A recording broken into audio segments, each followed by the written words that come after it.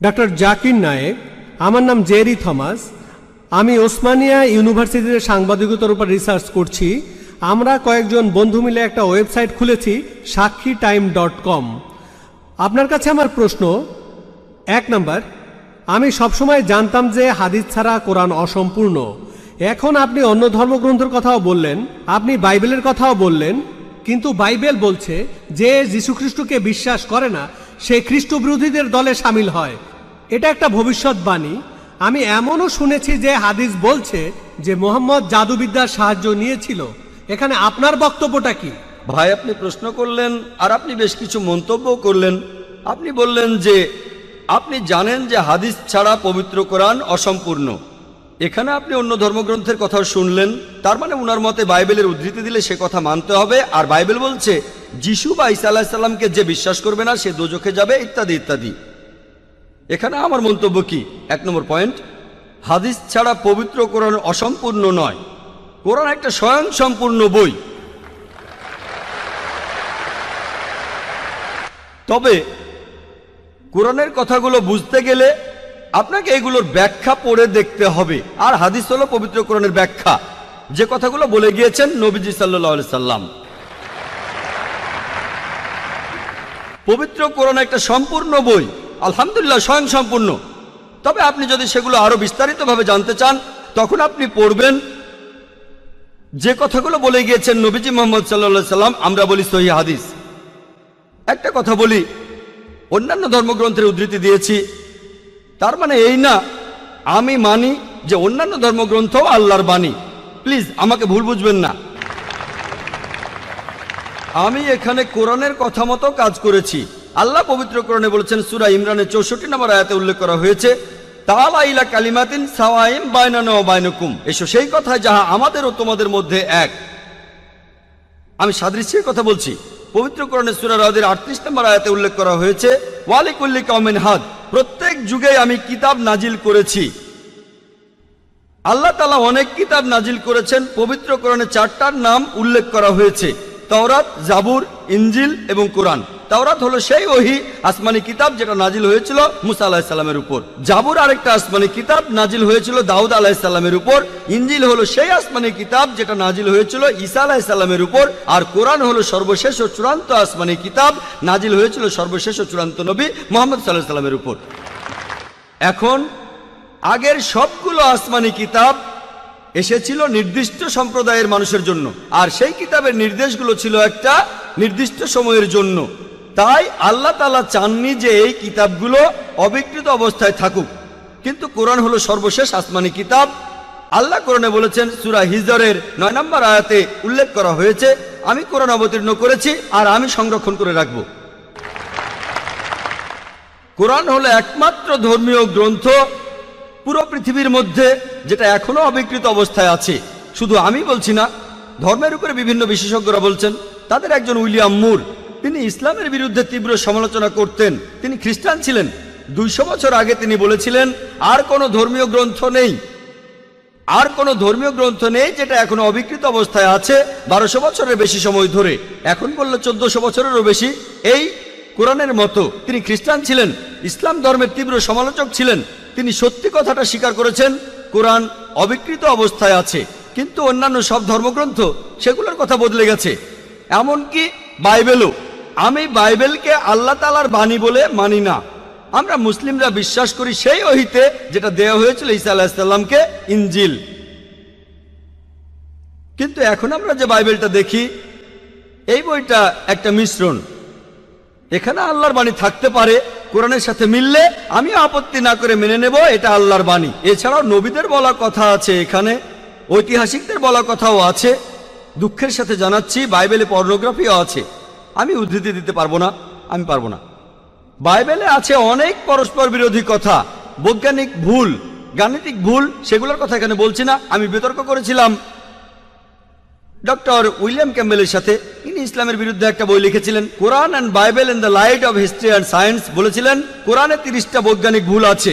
আমি আমেরিকায় গিয়েছিলাম। আমেরিকায় আমরা বিতর্ক করেছিলাম 2001 সালের 1 এপ্রিল, আর টপিক ছিল Quran and Bible in the light of science. তার সব অভিযোগের উত্তর আমি দিয়েছিলাম। তারপর আমি যখন বাইবেলের 38টা ভুলের কথা বললাম, তিনি সেগুলোর উত্তর দিতে পারেননি।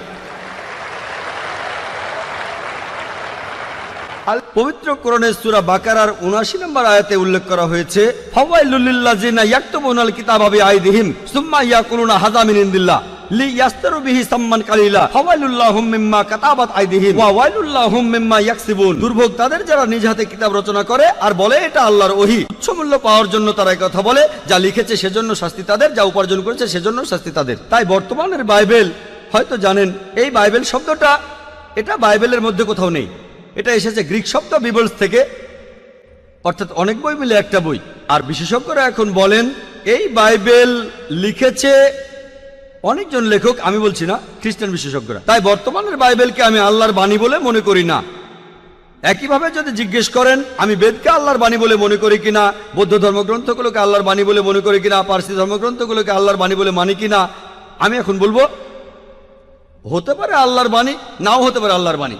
আল্লাহ সুবহানাহু ওয়া তাআলা অনেক ওহী নাজিল করেছেন, অনেক কিতাব, কোরআনে 4টার নাম উল্লেখ আছে, তবে এছাড়াও আছে যেমন সুফে ইব্রাহিম, এরকম অনেক আছে। আমি এখানে বলবো হতে পারে হিন্দু ধর্মগ্রন্থ হতে পারে আল্লাহর বাণী, হতে পারে বৌদ্ধ ধর্মগ্রন্থ সেগুলো আল্লাহর বাণী, তারপর পারসি ধর্মগ্রন্থ আল্লাহর বাণী হতে পারে, কিন্তু আসমানি কিতাব হলেও সেগুলো নির্দিষ্ট জাতি আর নির্দিষ্ট সময়ের জন্য। এখন আপনি মানবেন সর্বশেষ ও চূড়ান্ত কিতাব, সেটা হলো পবিত্র কোরআন। তাহলে প্রত্যেক মানুষই, হোক তার দেশ ইন্ডিয়ায়, আমেরিকাতে, কানাডায়, ইংল্যান্ডে, সিঙ্গাপুরে, সৌদি আরবে, প্রত্যেক মানুষই সর্বশেষ ও চূড়ান্ত ওহী মানবে, অর্থাৎ পবিত্র কোরআন আর সর্বশেষ নবী মুহাম্মদ সাল্লাল্লাহু আলাইহি সাল্লামকে মেনে চলবে। আমি বলছি না যে হিন্দু ধর্মগ্রন্থগুলো আল্লাহর বাণী, আর আল্লাহর বাণী হলেও সেটা নির্দিষ্ট সময়ে নির্দিষ্ট জাতির জন্য ছিল।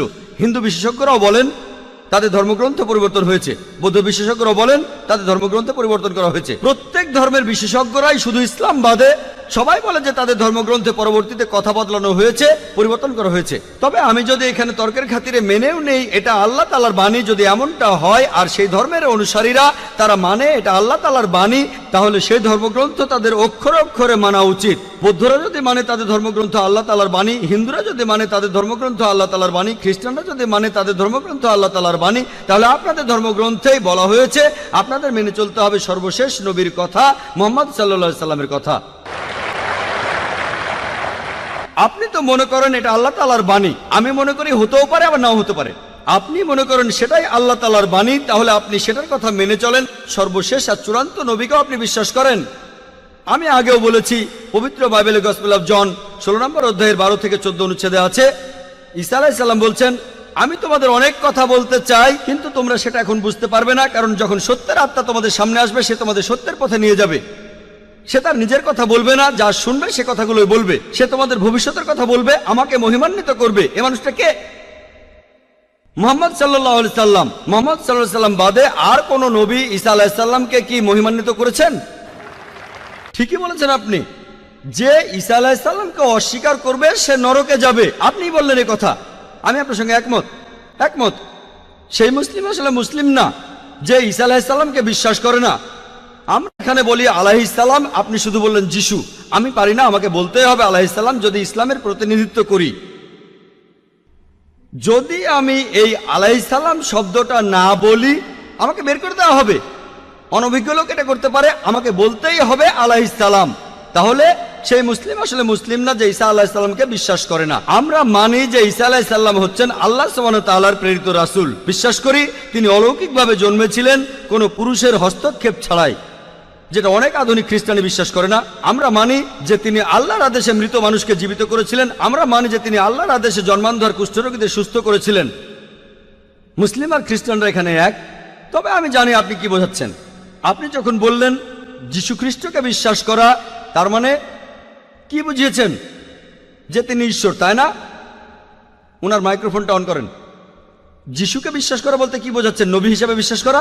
যিশুর এই কথাটা বিশ্বাস করি, আমি সত্য আর জীবনের একমাত্র পথ। এ কথার মানে কি? এর মানে যীশু খ্রিস্ট হলেন ঈশ্বর। ভাই এবারে বাইবেলের উদ্ধৃতি দিলেন, জনে আছে এই কথাটা। আমি আপনাকে রেফারেন্সটা বলছি, রেফারেন্সটা আমি বলছি, সমস্যা নেই। রেফারেন্সটা কি? জনের 14 নম্বর অধ্যায়, আপনিই বললেন। অনুচ্ছেদ? আমাকে বাইবেল দেখে বলতে হবে। জনের 14 অধ্যায়ের 16 অনুচ্ছেদ, ঠিক 16 আছে? নম্বর না, 6 নম্বর অনুচ্ছেদ, 16 নম্বর না। সরি মিস্টার নায়েক, আমাকে বাইবেল শেখানো লাগবে না। আমরা আপনার ভুল ব্যাখ্যাগুলো শুনে আমাদের ওয়েবসাইটে সেটার উত্তর দেব। ভালো কথা ভাই, আপনি উদ্ধৃতি দিচ্ছেন, আপনার ব্যাগে তো বাইবেল আছে, তাই না? ব্যাগ থেকে বাইবেলটা বের করে দেখেন, এটা গসপেল অফ জনের 14 নম্বর অধ্যায় 6 নম্বর অনুচ্ছেদ, 16 নম্বর না।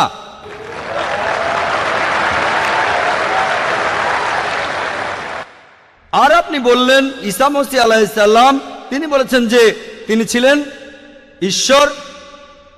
আপনার প্রশ্নতে পরে আসছি, প্রশ্নের উত্তরটা দেওয়ার আগে আমি একটা কথা বলে নিই। আমি বাইবেল পড়েছি, গোটা বাইবেলের মধ্যে পরিষ্কারভাবে বলা এমন একটা কথাও নেই যেখানে যিশু বা ঈসা আলাইহিস সালাম নিজে বলেছেন আমি ঈশ্বর আর আমার উপাসনা করো। যদি কোনো খ্রিস্টান আমাকে দেখাতে পারেন গোটা বাইবেলের মধ্যে পরিষ্কারভাবে বলা মাত্র একটি কথা যে ঈসা আলাইহিস সালাম নিজেই বলেছেন যে আমি ঈশ্বর আর আমার উপাসনা করো, তাহলে আমি ডক্টর জাকির নায়েক আজকেই খ্রিস্টান ধর্ম গ্রহণ করব। আমি অন্য মুসলিম ভাইদের পক্ষ থেকে এই কথা বলছি না, আমি আমার মাথাটা তরবারির তলে রাখছি। আমি বিভিন্ন ধর্মের উপর একজন ছাত্র। আপনি বাইবেল পড়েছেন আর আমিও পড়েছি বাইবেল।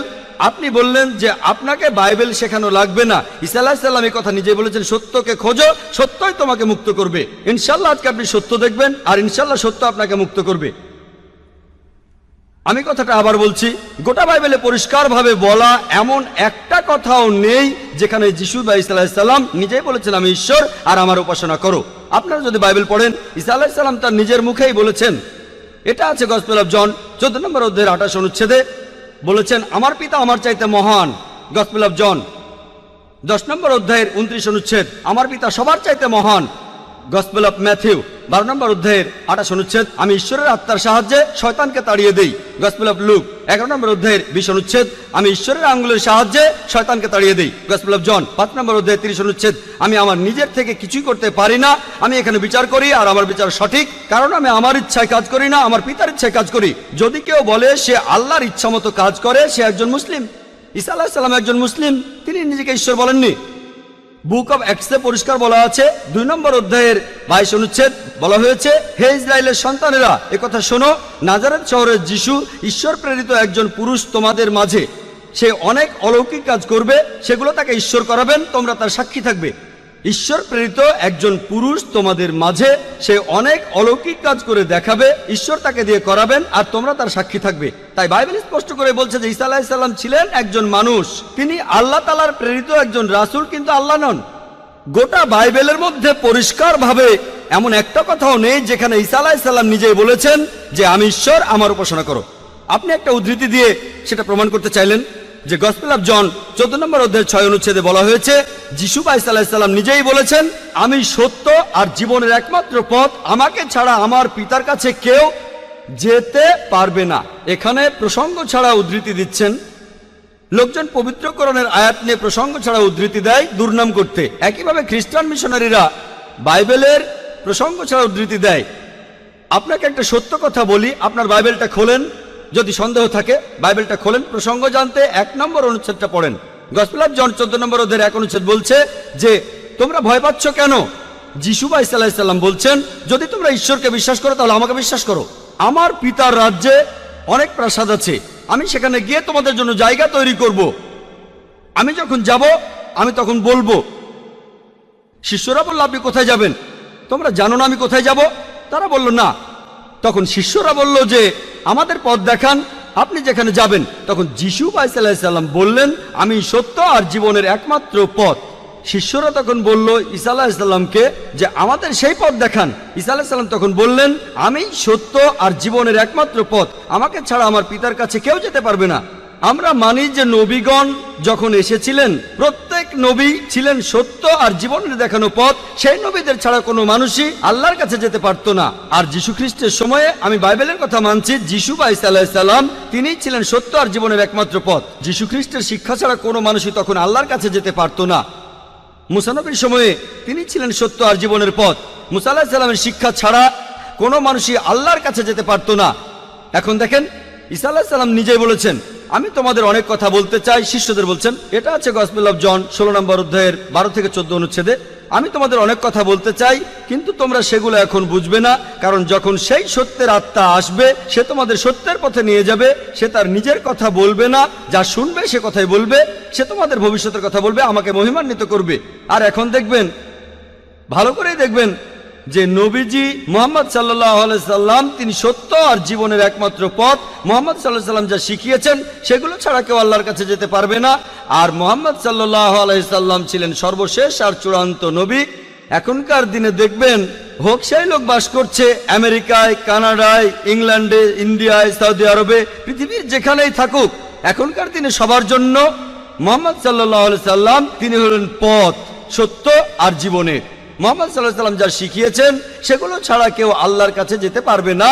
আর প্রায় সব ধর্মগ্রন্থ এরকম কথা বলছে, এমনকি বাইবেলও। আশা করি আপনি সত্যটা জানতে পেরেছেন, আর ইনশাআল্লাহ আপনি সত্যের কাছে এসেছেন। সত্য আপনাকে মুক্ত করবে।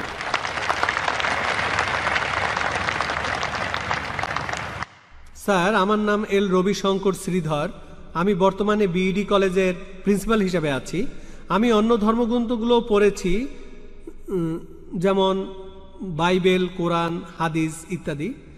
এছাড়াও আমি মুসলমানদের নামাজ পড়ার নিয়মও শিখেছি। স্যার, একটা হাদিস বলা আছে, নবীজি সাল্লাল্লাহু আলাইহি সাল্লাম এক সিরিয়ানকে বলেছেন যে ধর্ম বদলানোর দরকার নেই, আর তুমি কালিমাও বলো না, তখন প্রয়োজন ছিল। তবে এখন দেখি যে পৃথিবী অনেক বদলে গেছে, আমাদের সামাজিক অবস্থান বদলেছে, এছাড়া আমাদের সমাজও বদলেছে। আর একটা ব্যাপার জানতে চাচ্ছি, এমন কি কোনো রকম ছাড় দেয়া আছে যদি কেউ ইসলাম পালন করতে চায়? আমরা জানি ইসলাম ধর্মের কিছু ব্যাপার ফিজিক্সের মাধ্যমে প্রমাণ করেছেন বিজ্ঞানী ক্যাপরা আর স্টিফেন হকিং, যেমন সময় আর বিশ্বজগৎ কিভাবে সৃষ্টি হলো। এখন আয়নাল হক, আমি খোদা, এই টাইপের ধারণার কোনো স্থান আছে? 5 ওয়াক্ত নামাজ পড়লাম, ধর্ম মানলাম, এরপর আমরা অন্য সময় কি বলতে পারি যে আনাল হক? এটা কি মানতে পারি? আর ভাই প্লিজ একবারে একটা প্রশ্ন করেন, হাতে সময় কম, এই প্রশ্নটার উত্তর দেই। প্রশ্ন করার জন্য অনেকে দাঁড়িয়ে আছেন। ভাই আপনি প্রশ্ন করলেন যে তিনি একটা হাদিস জানেন যেখানে নবীজি এক সিরিয়ানকে তার ধর্ম বদলাতে বারণ করলেন। বলেন। যে তুমি বলবে না লা ইলাহা ইল্লাল্লাহ বাজারের মধ্যে, তাকে মারা হতো। ভাই আপনি বললেন যে নবীজি এক লোককে বাজারের মধ্যে লা ইলাহা ইল্লাল্লাহ বলতে বারণ করেছেন, না হলে তাকে মারা হতো। আমি জানি না আপনি কোন হাদিসের কথা বলছেন। একটা হাদিস বলছে জোরে আল্লাহু আকবার বলো না, লা ইলাহা ইল্লাল্লাহ না। এটা বলা হয়েছিল কারণ যুদ্ধের সময় তারা লুকিয়ে আছে আর শত্রু আসছে, তখন জোরে আল্লাহু আকবার বলো না, কারণ তাহলে শত্রুরা টের পেয়ে যাবে। বাজারের মধ্যে না, যুদ্ধের ময়দানে। আরেকটা হাদিস বলছে জোরে বলো যাতে অন্যান্য মুসলিমরা উৎসাহিত হয়, তাই পরিস্থিতির উপর নির্ভর করে। নবীজি একবার বলেছেন যুদ্ধের ময়দানে বলো আল্লাহু আকবার, এতে মুসলিমদের সাহস বাড়বে। কিন্তু অন্য সময়ে যখন লুকিয়ে আছেন তখন জোরে বললে শত্রুরা টের পাবে। তাই এক এক পরিস্থিতিতে এক এক রকম কাজ। আপনার প্রশ্নে আসি, ইসলামের পাশাপাশি অন্যান্য জিনিস মানা যাবে কিনা, যেমন সক্রেটিস বা অন্য কারো কথা বা কোনো বিজ্ঞানীর কথা। এছাড়াও আনাল হক, ইসলামের পাশাপাশি অন্য বিষয়ের ব্যাপারে বলি, যদি সেগুলো কোরআন আর হাদিসের বিরুদ্ধে না যায় কোনো সমস্যা নেই। যদি সেটা কোরআন আর হাদিসের সাথে মিলে যায় সেটা আমাদের মানতে হবে। সেটা হতে পারে যে কোনো বিষয়, হোক বিজ্ঞান, ভূগোল বা ইতিহাস, হোক হিন্দু, ইসলাম, খ্রিস্টান ধর্ম, ইহুদি ধর্ম। যদি সেটা পবিত্র কোরআনে উল্লেখ করা থাকে তাহলে সেটা আমাদের মানা ফরজ। যদি সেই কথাটার উল্লেখ কোরআনে না থাকে আর কোরআনের বিরুদ্ধে না যায় সেটা মানতে পারেন, মুবাহ, ঐচ্ছিক। কিন্তু যদি সেই কথাটা কোরআনের বিরুদ্ধে যায় সেটা হারাম, সেটা নিষিদ্ধ। এই তিনটা হতে পারে, তিনটা ফলাফল পাবেন। আপনি বললেন যে ইসলাম তাওহীদে বিশ্বাস করে, 5 ওয়াক্ত নামাজ। ইসলাম আনাল হকে বিশ্বাস করে কিনা? আনাল হক নিজেকে আল্লাহ দাবি করা, এটা শিরক, এটা তাওহীদের বিরুদ্ধে যায়। এটা বলতে পারেন না যে আপনি তাওহীদও মানেন আবার একাধিক ঈশ্বরে বিশ্বাস করেন। আপনি তাওহীদ মানেন আবার বলছেন আমি আল্লাহ, দুটোই আসলে বিপরীত। যদি কেউ এমনটা বিশ্বাস করে যে সে আল্লাহর একটা অংশ, সে তৌহিদ মানতে পারে না, সে মুসলিম নয়।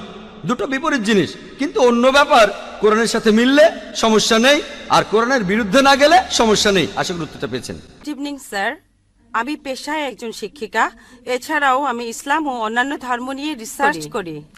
আপনার নামটা কি জানতে পারি? আমি নীলিমা। আপনার লেকচারের জন্য অসংখ্য ধন্যবাদ। তবে আমি কিছু ব্যাপারে একটু জানতে চাই। যেমন আপনি ভবিষ্যৎ পুরাণের কথা বললেন, 3য় খণ্ডের 3য় অধ্যায় 5 থেকে 8 নম্বর শ্লোক। আমি আপনাকে আরেকটা ব্যাপার জানিয়ে রাখি যে হয়তো আপনিও এটা জানেন। ধরেন ঈশ্বর যে নবীকে পৃথিবীতে পাঠান, সেই নবী তার উদ্দেশ্যে বলা ভবিষ্যৎবাণীগুলো পূরণ করবেন। যদি সেই নবী অর্ধেক বা তার কম ভবিষ্যৎবাণী পূরণ করেন, তাহলে তাকে নবী বলা যাবে না। এটা একটা সাধারণ যুক্তির ব্যাপার। এবারে ভবিষ্য পুরাণার কথা বলি।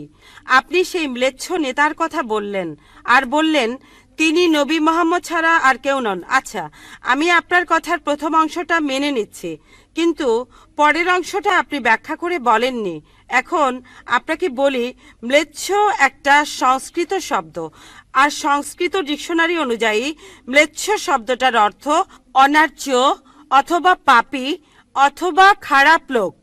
ম্লেচ্ছ শব্দটার এই 3টা অর্থ হয়।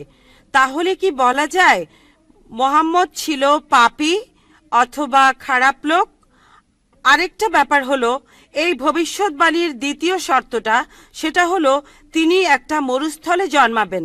মরুস্থল এর অর্থ মৃতদের স্থান, কারণ মরু শব্দটা এসেছে সংস্কৃত মৃ থেকে, যার অর্থ মৃত্যু। তাই এখানে অবশ্যই আরবের মরুভূমির কথা বলা হচ্ছে না, কারণ সেটা ছিল অনুর্বর ভূমি আর যুদ্ধক্ষেত্র। এরপরে আমি 3 নম্বর পয়েন্টে আসছি। এই ভবিষ্যৎবাণীতে বলা হয়েছে যে এই ম্লেচ্ছ নেতা তিনি গোসল করেন পঞ্চগাভিয়া আর গঙ্গা নদীতে। আর এটা আমরা সবাই জানি যে গঙ্গা নদী, এই নদীটা আরবে নয়, গঙ্গা নদী রয়েছে ইন্ডিয়ায়। এটা পৃথিবীর সবাই জানে। এবার পঞ্চগাভিয়ায় গোসল করা সম্পর্কে বলি। পঞ্চগাভিয়া মানে গরু থেকে উৎপন্ন 5টা উপাদান। এই উপাদানগুলো হলো দুধ, দই, ঘি, প্রস্রাব, গোবর। এখন ভবিষ্যৎবাণীটাকে সত্যি হতে গেলে এই কথাটাও তাহলে সত্যি হতে হবে।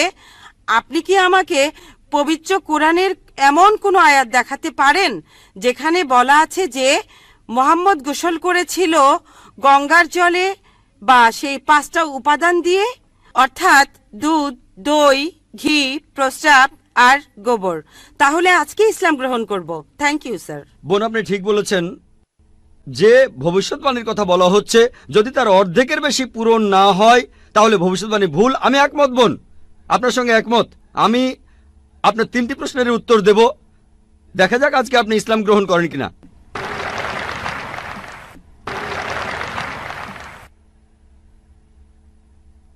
এটাও হতে পারে আপনি আমার সঙ্গে একমত হবেন না। আমি যা বলবো, আমি একমত। ম্লেচ্ছ এই শব্দটার 3টি অর্থ আছে।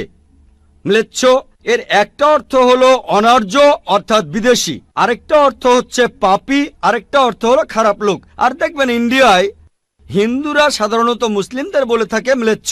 তারা যখন এভাবে বলে তারা আসলে বোঝায় পাপী আর খারাপ লোক, কিন্তু এর আরেকটা অর্থ হলো বিদেশি।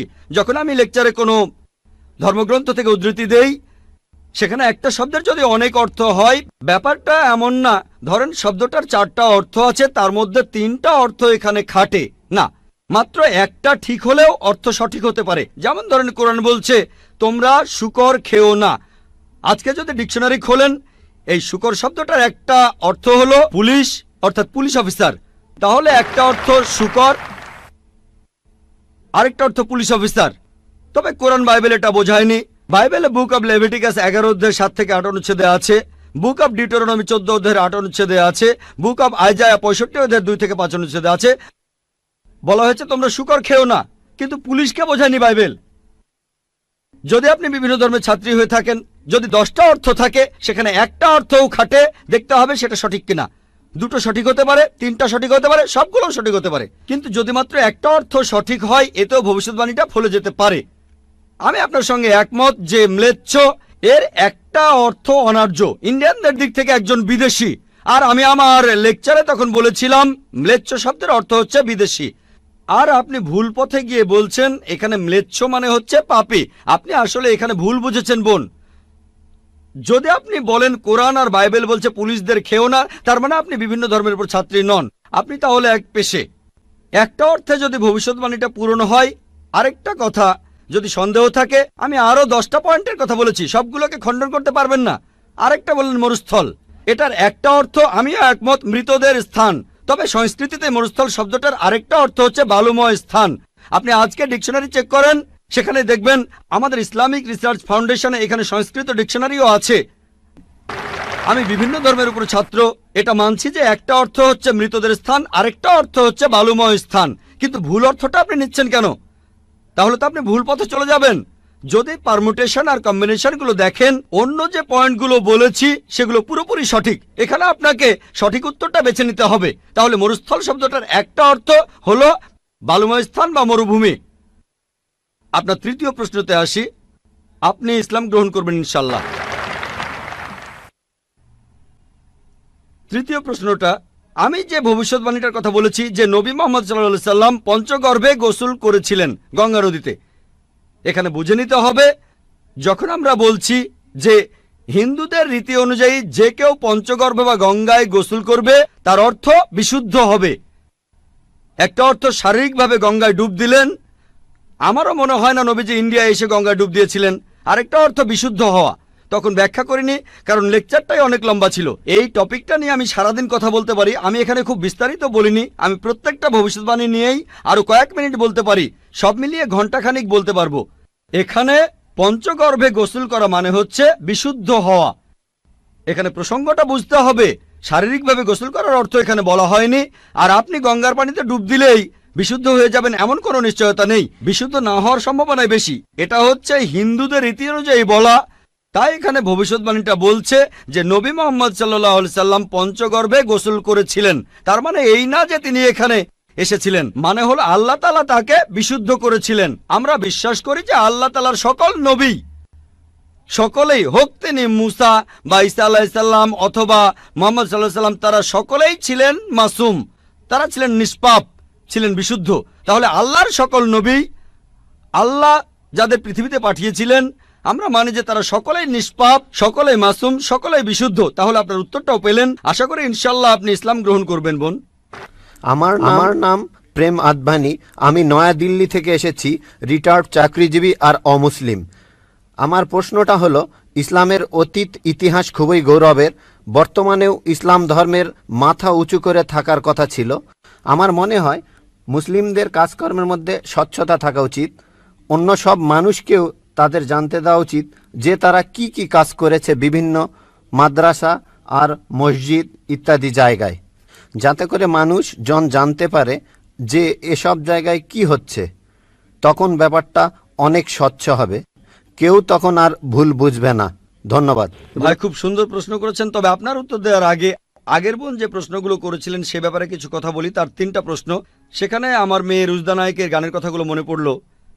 শেষ গানটা যে don't talk to me about Mohammad সাল্লাল্লাহু আলাইহি সাল্লাম, আর কোঅর্ডিনেটর বলেছিলেন গানের কথাগুলো একটু মনোযোগ দিয়ে শুনবেন। আপনারা যদি কথাগুলো শুনে থাকেন, এটা নবীজি সাল্লাল্লাহু আলাইহি সাল্লামের একটা সিরাত যে একদিন মোহাম্মদ সাল্লাল্লাহু আলাইহি সাল্লাম হেঁটে যাচ্ছিলেন, তখন এক পথচারীর সঙ্গে তার দেখা হলো। সে নবীজির বিরুদ্ধে কথা বলতে লাগলো, ও এই নবী মোহাম্মদ খুবই খারাপ লোক, তার সঙ্গে কথা বলো না। সে কিন্তু মোহাম্মদ সাল্লাল্লাহু আলাইহি সাল্লামের সঙ্গে কথা বলছে, সে জানে না। ওই লোকটাই মোহাম্মদ সাল্লাল্লাহু আলাইহি সাল্লাম। সে নবীজির কাছে বলল, পথে হাঁটতে হাঁটতে, নবী মোহাম্মদ খুবই খারাপ লোক, তার কথা শুনো না, তার কথা শুনলে বিপর্যয় হয়ে যাবে, সবার জন্য খারাপ হবে, ইত্যাদি ইত্যাদি। গানটাতে এই কথাগুলো বলা হয়েছিল। লোকটা নবীজিকে বলল, তবে আপনি খুব ভালো মানুষ, আর আপনাকে সাবধান করছি ওই মোহাম্মদ লোকটার কথা শুনবেন না সাল্লাল্লাহু আলাইহি সাল্লাম। সে ভণ্ড, নাউজুবিল্লাহ, সে খুব খারাপ মানুষ, নাউজুবিল্লাহ। এরকম আরো অনেক কথা। তবে নবীজিকে বলল, আপনি খুব ভালো মানুষ, আপনি দয়ালু, আপনি পরোপকারী, আপনার নামটা জানতে পারি? নাম শুনে বলল, কি? আপনি কি বললেন? আমি কি ঠিক শুনছি? আপনার নাম মোহাম্মদ সাল্লাল্লাহু আলাইহি সাল্লাম? তখন সে বলল, আশহাদু আল্লা ইলাহা ইল্লাল্লাহ ওয়া আশহাদু আন্না মুহাম্মাদুর রাসূলুল্লাহ। যখন সেই লোকটা বুঝতে পারলো যে এই লোকটাই মোহাম্মদ সাল্লাল্লাহু আলাইহি সাল্লাম, আমি অন্য মানুষের কাছে শুনেছিলাম সে খুব খারাপ মানুষ, ইনি তো ভালো মানুষ, তখনই সে ইসলাম গ্রহণ করলো। তাই আমার প্রিয় বোন, উনি একটু আগে যখন প্রশ্নগুলো করেছিলেন তখন আমার মেয়ের গানের কথাগুলো মনে পড়েছিল। নবীজি সাল্লাল্লাহু সাল্লামের সেই সিরাতটা, যেখানে এক পথচারী নবীজির কাছে এই নবীজি সম্পর্কে বদনাম করছিল, তবে তখনই সত্যিটা জানার পর সেই লোক শাহাদা উচ্চারণ করেছিল। আশা করি ইনশাল্লাহ আমাদের বোনও শাহাদা দেবেন, আর আমি দোয়া করি আল্লাহ যেন তাকে হেদায়েত দান করেন। ভাই, আপনি খুব সুন্দর প্রশ্ন করেছেন। আর বললেন যে ইসলামের অতীত ইতিহাস খুবই গৌরবের। তারপর বলছেন স্বচ্ছতা থাকার প্রয়োজন আছে, বিশেষ করে মাদ্রাসাগুলোতে। কে আপত্তি করবে? আমি একমত ভাই, আমি সম্পূর্ণ একমত। কে বলছে যে স্বচ্ছতা থাকবে না? শুধু স্বচ্ছতাই নয়, আমি চাই অমুসলিম ছাত্রছাত্রীরা মাদ্রাসায় লেখাপড়া করুক। আমি এটাও জানি ভাই, আমি জানি আপনি এখানে মিডিয়ার কথাগুলো বলছেন, যে মিডিয়া বলছে যে মাদ্রাসাগুলো হলো সন্ত্রাসবাদের আখড়া। মিডিয়া বলছে, আপনি না, মিডিয়া। মাদ্রাসা আরবি শব্দটার অর্থ যেখানে শিক্ষা দেওয়া হয়, আরেকটা বিশ্ববিদ্যালয়ের মতো। স্কুল বলতে পারেন, কলেজ বলতে পারেন, ইউনিভার্সিটিও বলতে পারেন। তবে মিডিয়া মাদ্রাসাগুলোকে এমনভাবে তুলে ধরে, যদি কোনো মাদ্রাসায় যান আপনি সন্ত্রাসী হয়ে যাবেন। মিডিয়া বলে আপনি না। একটা প্রশ্ন করি, এই পৃথিবীর ইতিহাসে যে লোকটা সবচেয়ে বেশি মানুষ হত্যা করেছে সে হিটলার। সে পড়েছিল কোন মাদ্রাসায়? কোন মাদ্রাসা? হিটলার কোন মাদ্রাসার ছাত্র? তারপর দেখবেন যে মাফিয়া পৃথিবী জুড়ে চোরাচালান আর মাদক ব্যবসা করে। যদি একটা জরিপ করেন এইসব স্মাগলারদের, সেই সব লোকদের যারা জেলে যায়, যদি জরিপ করেন তাদের কতজন মাদ্রাসায় পড়েছে? কতজন? খুব কম থাকতে পারে, খুব কম। বেশিরভাগই ভার্সিটিতে পড়েছে। কোন ভার্সিটি? আধুনিক ভার্সিটি, স্কুল, কলেজ। তাহলে কি বলবেন স্কুল বন্ধ করে দাও? এটা কি বলবো যে আজ থেকে স্কুল কলেজ বন্ধ, বিএ পড়া বন্ধ, বিকম বন্ধ, বিএসসি বন্ধ? না, কারণ আমি তো স্কুলে পড়াশোনা করেছি। স্কুলে শেখানো হয় না যে ডাকাতি করবেন, চোরাচালানি করবেন, দেশের বিরুদ্ধে যুদ্ধ করবেন। এই লোকগুলো স্কুলে পড়াশোনা করেছে, কিন্তু তারা স্কুলগুলোর কুলাঙ্গার। আর হিটলারও হয়তো আধুনিক শিক্ষা পেয়েছিল। আমি নিশ্চিত তার স্কুল তাকে শেখায়নি যে তুমি 60 লক্ষ ইহুদিকে হত্যা করো। তাহলে বুঝতে পারছেন এরা কুলাঙ্গার। তবে সামগ্রিকভাবে দেখবেন যে এই দেশে প্রতি বছর হাজার হাজার ছাত্র মাদ্রাসা থেকে পাশ করে, নাদবা থেকে, দেওবন্দ থেকে হাজার হাজার ছাত্র। আপনি কি বলবেন এরা সবাই মানুষ মারছে? মোটেই তা নয়। মিডিয়া ব্যাপারটা এভাবে তুলে ধরছে। এখন দেখবেন সরকার মাদ্রাসাগুলোতে যাবে। গত বছর বা তার আগের বছর সরকার নাদবা মাদ্রাসায় গিয়েছিল। তারা মাদ্রাসায় গিয়ে একটা সার্চ ওয়ারেন্ট বের করলো, চেক করবে। কি চেক করবে? আর আলী মিয়া নাদভি রহমতুল্লাহ বললেন ঠিক আছে আপনারা চেক করেন। তারা সেখানে কিছুই পায়নি। এখন হঠাৎ করে একদিন লাখে একবার, হাজারবারের মধ্যে একবার, কোটিবারের মধ্যে একবার হতে পারে সে মাদ্রাসা থেকে পাশ করার পরে কেউ বিপথে চলে গেছে। তার মানে এই না মাদ্রাসা সন্ত্রাস শেখায়। বরং দেখবেন যে সেই সব লোক যারা স্কুল থেকে পাশ করার পরে আধুনিক শিক্ষা ব্যবস্থায় কলেজে পড়ে, ইউনিভার্সিটিতে পড়ে, যেখান থেকে সার্টিফিকেট পায় বিএ, বিকম, ইঞ্জিনিয়ার, ডাক্তার, এরাই তুলনামূলকভাবে বেশি অন্যায় অপরাধ করে থাকে। আপনি যদি স্বচ্ছতার কথা বলেন, আমিও একমত। কোনো মাদ্রাসায় এ কথা বলবে না যে আপনারা এখানে চেক করবেন না। আমাদের মাদ্রাসাগুলো উন্মুক্ত, আমাদের স্কুলে আমরা শেখাই মাশাআল্লাহ, বিভিন্ন ধর্মের উপর শিক্ষা দেই। আমার ছাত্ররা আমার স্কুলের, তারা সাধারণ হিন্দুদের চাইতে হিন্দু ধর্ম সম্পর্কে বেশি জানে, খ্রিস্টান ধর্ম সম্পর্কে বেশি জানে সাধারণ খ্রিস্টানদের চাইতে, ইসলাম ধর্ম সম্পর্কে বেশি জানে সাধারণ মুসলিমদের চাইতে। কারণ এখানে সব ধর্মের উপর গুরুত্ব দেওয়া হয়। তাহলে ভাই আপনি যদি স্বচ্ছতার কথা বলেন, আমি একমত, আপনার সঙ্গে আছি। এ কথা আপনাকে কেউ বলবে না, আমাদের পরীক্ষা করতে পারবেন না। আসেন, তবে নিন্দা করবেন না, নেগেটিভ মেন্টালিটি নিয়ে আসবেন না, খোলা মনে আসেন। কে জানে আল্লাহ হয়তো আপনাকে হেদায়েত করবেন, হয়তো সত্যিটা জানতে পারবেন। হ্যাঁ ভাই, আমি এখানে যেটা বলতে চাচ্ছি যে অমুসলিমরা তারা মাদ্রাসায় এসে নিজের চোখে দেখে যাবে।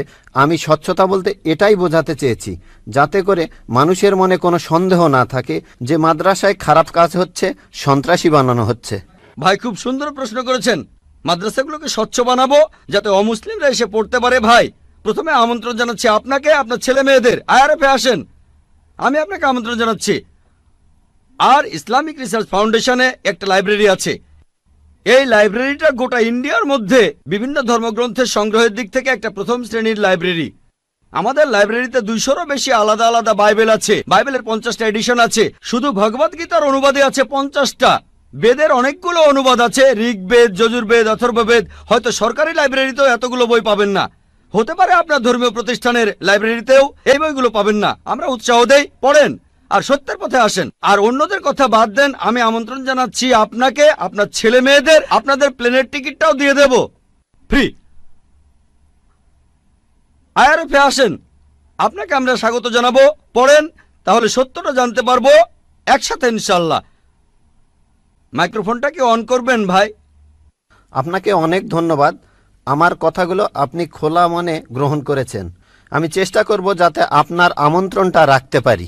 জি, ঠিকানাটা দিয়ে যান, প্লেনের টিকিট পাঠিয়ে দেবো ইনশাল্লাহ। আদাব ডক্টর জাকির নায়েক স্যার, আমার নাম ভেঙ্কটাচামা।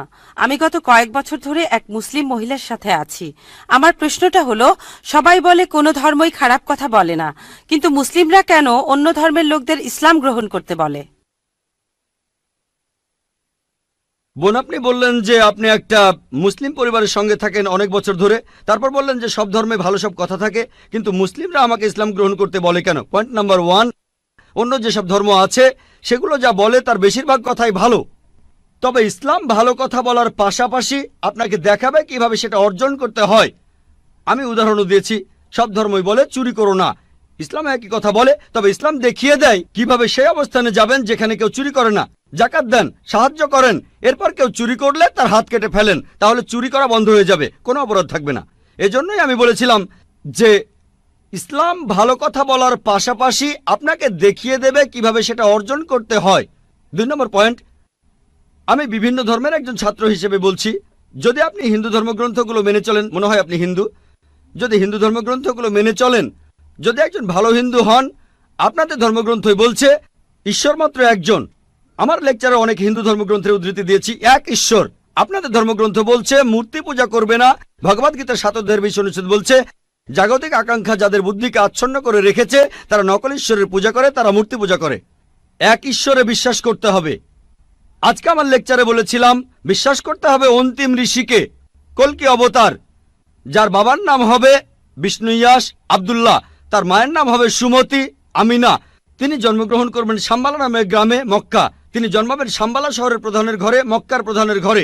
তিনি হবেন পুরো মানুষ জাতির পথপ্রদর্শক। তিনি আলোকপ্রাপ্ত হবেন রাতের বেলায় একটা গুহায়। তিনি উত্তর দিকে গিয়ে আবার ফিরে আসবেন। ঈশ্বর তাকে 8টা গুণ দেবেন। তিনি হবেন পৃথিবীর সব মানুষের পথপ্রদর্শক।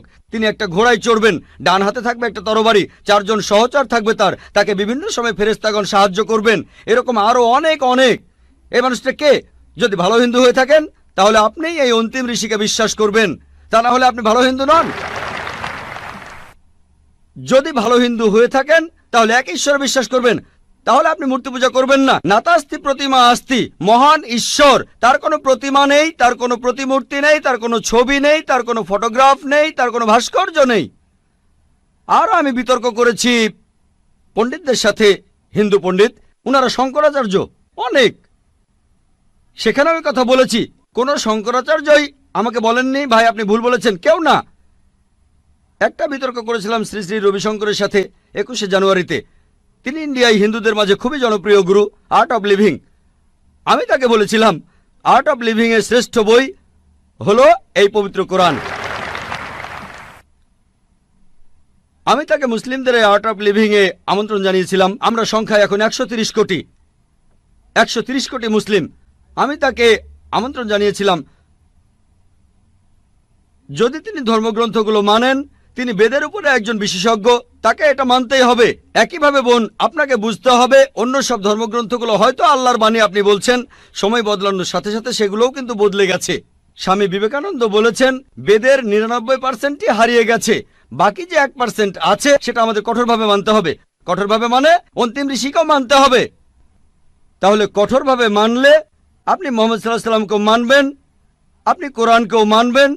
আর আমি আপনাকে এখানে আমন্ত্রণ জানাচ্ছি, এই শান্তির ধর্মে আমন্ত্রণ জানাচ্ছি, যাতে করে আপনি আল্লাহর কাছাকাছি আসতে পারেন। আমি অ্যান্টনি, আমি ফিলোসফির একজন ছাত্র। আপনার লেকচার থেকে আজকে যেটা শিখলাম যে সব ধর্মই বলে এমন সব কথা যেগুলো কমন, আর এমনকি মোহাম্মদও কমন, সব ধর্মেই আছে। কিন্তু পবিত্র কোরআনটা কোন দিক থেকে আলাদা? কোরআন এমন কি বলছে যেটা অন্য ধর্মে বলা নেই? যেমন ধরেন মোহাম্মদ, তার কথা সব ধর্মের বইতেই তো বলা হয়েছে। ভাই খুব সুন্দর প্রশ্ন করেছেন। আপনি বললেন যেটা কমন সেটা মেনে চলতে। সব ধর্মগ্রন্থই বলে মুহাম্মদের কথা, আর কোরআনও বলছে মুহাম্মদের কথা। এখানে নতুন কি আছে? খুবই সুন্দর প্রশ্ন। অন্য সব ধর্মই বলে যে পরবর্তীতে একজন নবী পৃথিবীতে আসবেন, আর বাইবেলও বলছে। আপনি তো খ্রিস্টান, সম্ভবত আপনি পবিত্র বাইবেল পড়েছেন। গসপেল অফ জন 16 নম্বর অধ্যায়ের 12 নম্বর থেকে 14 অনুচ্ছেদে আছে, ঈসা আলাইহিস সালাম শিষ্যদের বলছেন, আমি তোমাদের অনেক কথা বলতে চাই, কিন্তু তোমরা এখন সেটা বুঝতে পারবে না, কারণ যখন সত্যের আত্মা তোমাদের সামনে আসবে সে তোমাদের সত্যের পথে নিয়ে যাবে। আর সে তার নিজের কথা বলবে না, যা শুনবে সে কথাগুলোই বলবে।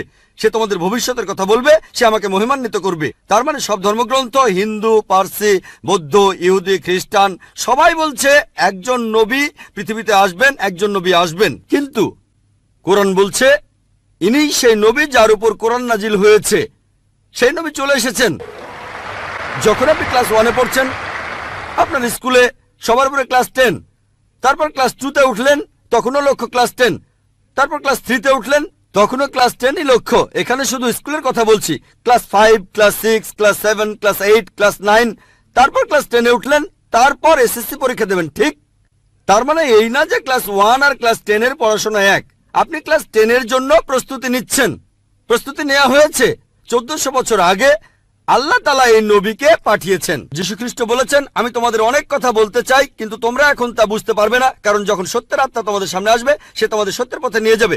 তাহলে 1400 বছর আগে আল্লাহ তাআলা বুঝেছিলেন যে সেটাই সঠিক সময়।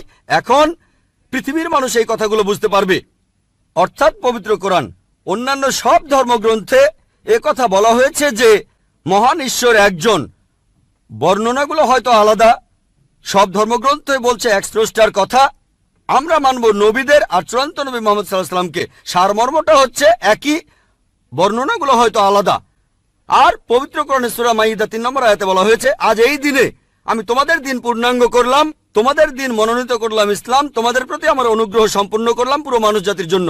পবিত্র কোরআন নাজিল হওয়ার পর নতুন কিছু যোগ করা যাবে না, কোনো কিছু বাদ দেওয়া যাবে না। আমি এই কথা আগেও বলেছি। আপনারা তো বলেন ওল্ড টেস্টামেন্ট আর নিউ টেস্টামেন্ট, পবিত্র কোরআন হলো লাস্ট টেস্টামেন্ট। তাহলে পার্থক্যটা হলো এই পবিত্র কোরআন হলো শেষ কিতাব, আল্লাহ তাআলার নাজিলকৃত লাস্ট টেস্টামেন্ট। আপনারা বলেন ওল্ড টেস্টামেন্ট আর নিউ টেস্টামেন্ট, পবিত্র কোরআন হলো লাস্ট টেস্টামেন্ট। অন্য সব ধর্মগ্রন্থ সেগুলো বলছে একটা বইয়ের কথা, পবিত্র কোরআন। মুহাম্মদ সাল্লাল্লাহু আলাইহি সাল্লামের ক্ষেত্রে একই কথা। অন্য ধর্মগ্রন্থ বলে যে নবী মুহাম্মদ আসবেন। ইসলাম আমাদের শেখায় আল্লাহ নবীর কাছে যে কিতাব নাজিল করেছেন আর আমাদের নবীজির হাদিসের মাধ্যমে, এটাই হলো চূড়ান্ত ধর্ম পুরো মানুষ জাতির জন্য। আদম আলাইহিস সালাম থেকে প্রথম মানুষটা থেকে শেষ দিন পর্যন্ত এখনো আছে, শেষ পর্যন্ত থাকবে। অন্য সব ধর্মই বলছে এক ঈশ্বরের কথা, বলছে যে শেষ নবী আসবেন। আপনাকে এটা মানতে হবে, এটা মানতে হবে, প্রয়োগ করতে হবে, তাহলে সত্যিকারের খ্রিস্টান হতে পারবেন। সেজন্য আমি বলি, ইসলাম আর খ্রিস্টান ধর্মের সাদৃশ্যের উপর আমি একটা লেকচার দিয়েছিলাম। সেখানে প্রমাণ করেছি যে মুসলিমরা আমরা খ্রিস্টানদের চাইতে অনেক বেশি খ্রিস্টান। খেয়াল করে দেখবেন, আমরা যীশু খ্রিস্টকে সাধারণ খ্রিস্টানদের চাইতে অনেক বেশি মানি। আমার ভিডিও ক্যাসেট দেখতে পারেন, ইসলাম ও খ্রিস্টান ধর্মের সাদৃশ্য। গুড ইভিনিং স্যার, আমি লক্ষ্মী আইয়ার। স্যার, আমি হিন্দু, তবে ইসলাম ধর্মে বিশ্বাস করি। আমি ইসলাম বিশ্বাস করি কারণ আমি সেরকম কিছু প্রমাণ পেয়েছি।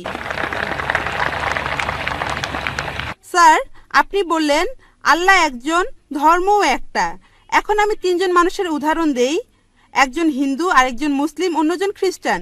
ধরেন এই 3 জন একসাথে আছে। এখন তাদের শরীর যদি কেটে ফেলা হয়, সেখানে আপনি কি দেখতে পাবেন? শুধু রক্ত, শুধু রক্তই পাবেন। দুধ পাবেন না, পানি পাবেন না, শুধু রক্তই পাবেন। এখন সব মানুষের শরীরে যদি একই রক্ত থাকে, তাহলে মৃতদেহ সৎকারের নিয়মটা আলাদা কেন? মুসলিমরা তারা কবর দেয়, আর হিন্দুরা আমরা মৃতদেহ পুড়িয়ে ফেলি। বোন বললেন আপনি ইসলাম ধর্ম পছন্দ করেন, ইসলামে বিশ্বাসও করেন। আপনাকে অভিনন্দন, আর এই শান্তির ধর্মে আপনাকে স্বাগতম, সত্যের পথে আপনাকে স্বাগতম। বোন প্রশ্ন করলেন যে 3 জন হিন্দু খ্রিস্টান মুসলিম সবার শরীর একই রকম, একই রক্ত, একই উপাদান, কিন্তু আমরা মারা গেলে হিন্দুরা কেন পুড়িয়ে ফেলে আর মুসলিমরা কেন কবর দেয়? আসুন আমরা এটা ভালো করে দেখি। আপনি দেখেন কোন পদ্ধতিটা ভালো। হিন্দু ধর্মে কবর দেওয়ার অনুমতিও আছে শিশুদের ক্ষেত্রে, কিন্তু প্রাপ্তবয়স্ক লোক মারা গেলে তারা বলেন পুড়িয়ে ফেলতে হবে, দাহ করতে হবে। অবশ্য হিন্দুদের কেউ কেউ বলেন যে কবর দিতে হবে। আসুন আমরা এখন ভালো করে দেখি যে শবদেহ, মৃতদেহ পোড়ানো আর কবর দেয়া। এখানে আপনি দেখবেন যখন আপনি কোনো মৃতদেহ পোড়াবেন তখন পরিবেশ দূষিত হচ্ছে। মৃতদেহ পোড়ালে পরিবেশ দূষণ হয়। ইসলাম ধর্মে আমরা কবর দেই কেন? এখন আমরা জানতে পেরেছি আমাদের শরীরে যে উপাদানগুলো আছে, এই পৃথিবীর মাটিতে যে উপাদান আছে, আমাদের শরীরেও একই জিনিস পরিমাণে হয়তো কম অথবা বেশি। আমরা মাটি থেকে এসেছি, আবার মাটিতেই ফিরে যাব, বিজ্ঞানসম্মত। এটা হচ্ছে 1 নম্বর পয়েন্ট। দাহ করলে আগুন ধরানো হয়, পরিবেশ দূষিত হয়। ইসলাম অনুযায়ী আমরা কবর দেই আর জমি উর্বর হয়, পোড়ানো হয় না বলে পরিবেশ দূষিত হয় না। 2 নম্বর পয়েন্ট, মৃতদেহ পোড়াতে গেলে আপনাকে গাছ কাটতে হবে, গাছপালা কমে যাবে, পরিবেশের অবস্থা তখন খারাপ হয়ে যাবে। ইসলাম অনুযায়ী আমরা কবর দেই, জমি উর্বর হয়, আরো গাছ জন্মায়, এটা তখন হয়ে যায় সার। এখানে গাছ কাটা দরকার নেই, পরিবেশের জন্য ভালো। আমাদের সরকার এখন বলে গাছ কাটবেন না। গাছ না কাটলে মৃতদেহগুলো পোড়াবেন কিভাবে? 3 নম্বর পয়েন্ট, পোড়ালে খরচ বেশি। ইন্ডিয়ার পরিসংখ্যান অনুযায়ী প্রতি বছর হাজার হাজার লক্ষ লক্ষ কোটি টাকা খরচ হয়ে যাচ্ছে। প্রতিদিন কোটি কোটি টাকা খরচ হচ্ছে, প্রতি বছর লক্ষ লক্ষ কোটি টাকা খরচ হচ্ছে শুধু গাছের পেছনে আর মৃতদেহ পোড়ানোর পেছনে। ইসলাম অনুযায়ী আমরা কবর দেই, এটা সস্তা, ফ্রি। 5 নম্বর পয়েন্ট, মৃতদেহ পোড়ালে গাছের কাঠ পুড়ে হয়ে যায় চারকল, ছাই। ইসলামে একটা জায়গায় কাউকে কবর দিলে কয়েক বছর পরে সেখানে আরেকজনকে কবর দেওয়া যাবে, এটা সব সময় চলবে। আপনি রিসাইকেল করতে পারবেন। একই জমি কয়েক বছর পরে মৃতদেহের হাড়গোড় আলাদা হয়ে গেলে আবার কবর দিতে পারবেন। তাহলে যুক্তি আর বিজ্ঞান দিয়ে যদি যাচাই করেন, এটাই বিজ্ঞানসম্মত, অনেক মানবিক, অনেক ভালো। কবর দেয়া পোড়ানোর চাইতে অনেক ভালো। আশা করি উত্তরটা পেয়েছেন।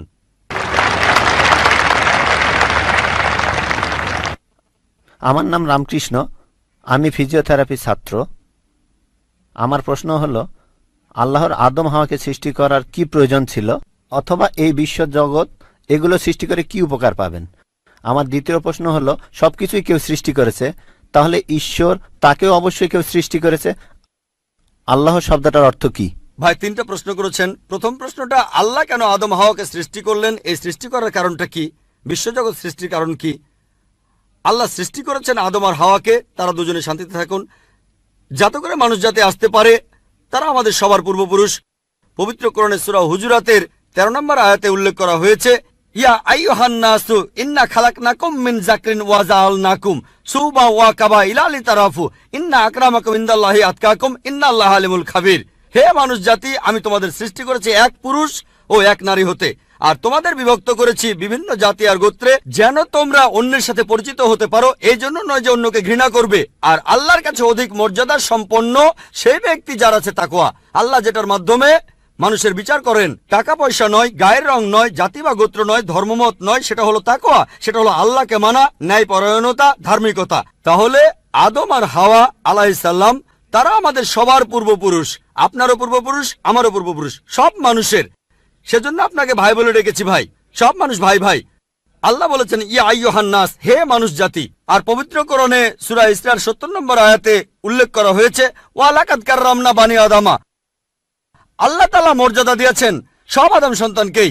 হোক আপনি জন্ম নেন ইন্ডিয়ায়, আমেরিকায়, ইংল্যান্ডে, জন্মান কোনো হিন্দু পরিবারে বা মুসলিম পরিবারে বা খ্রিস্টান পরিবারে, আল্লাহ বলেছেন তিনি সব মানুষকে মর্যাদা দিয়েছেন। মানুষে জন্মালে আল্লাহ তাকে মর্যাদা দেবেন। সে হোক আপনার নাম জাকির, আব্দুল্লাহ, রামু, শঙ্কর, মানুষে জন্মালে আল্লাহ মর্যাদা দেবেন। আপনার প্রশ্নতে আসি, কেন আল্লাহ তাআলা মানুষ সৃষ্টি করলেন? আল্লাহ মানুষ সৃষ্টি করেছেন কারণ আল্লাহ বলেছেন মানুষ হলো আল্লাহ সৃষ্টির মধ্যে সেরা। আল্লাহ তাআলা অন্য যা কিছু সৃষ্টি করেছেন তা আল্লাহকে মানে। ফেরেশতা সৃষ্টি করেছেন, আল্লাহ যে আদেশই দেন ফেরেশতাগণ সে আদেশ পালন করেন, তাদের নিজস্ব ইচ্ছা নেই। মানুষ হলো আল্লাহ তাআলার এমন এক সৃষ্টি যার নিজের ইচ্ছা আছে। আমরা তার কথা মানতেও পারি নাও মানতে পারি। তাই আল্লাহ আমাদের সৃষ্টি করেছেন, আমরা হলাম তার সৃষ্টির সেরা, আশরাফুল মাখলুকাত। তবে আমরা আল্লাহ তাআলার কথা মানতে পারি নাও মানতে পারি। যদি আল্লাহর আদেশ মানেন তাহলে জান্নাতে যেতে পারবেন, তাহলে বেহেশতে যাবেন, স্বর্গে যেতে পারবেন। যদি আদেশ না মানেন তাহলে জাহান্নামে যাবেন, দোজখে যাবেন।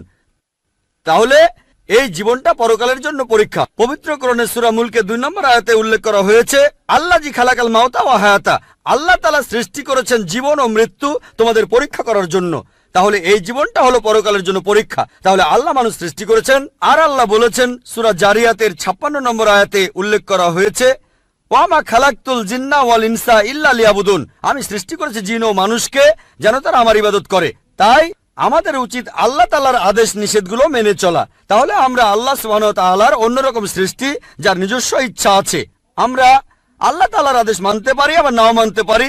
অন্যান্য সকল সৃষ্টি যেমন তারা, গাছ, পাহাড়, পবিত্র কোরআন বলছে তারা আল্লাহ তাআলাকে সেজদা করে, তার সামনে নতজানু হয়, আল্লাহকে মানে। আমাদের স্বাধীন ইচ্ছা আছে, আল্লাহ আমাদের এই স্বাধীন ইচ্ছা দিয়েছেন। এই স্বাধীন ইচ্ছা নিয়ে যদি আল্লাহকে মানেন আপনি তাহলে ফেরেশতাদের উপরে চলে যাবেন। আর যদি আল্লাহ তাআলাকে না মানেন তখন হবেন শয়তানের সহযোগী। আল্লাহ আমাদের সৃষ্টি করেছেন পরকালের পরীক্ষার জন্য। আপনার দ্বিতীয় প্রশ্নে আসি, সবকিছুর একটা স্রষ্টা আছে, আল্লাহকে বানিয়েছে কে? যদি কেউ বলে সবকিছুরই একটা স্রষ্টা আছে, কথাটা ঠিক নয়। সব সৃষ্ট জিনিসের স্রষ্টা আছে। আল্লাহ তাআলার সংজ্ঞা হচ্ছে তাকে কেউ সৃষ্টি করেনি। যখনই বলবেন কে আল্লাহকে বানিয়েছে, সে আল্লাহ নয়।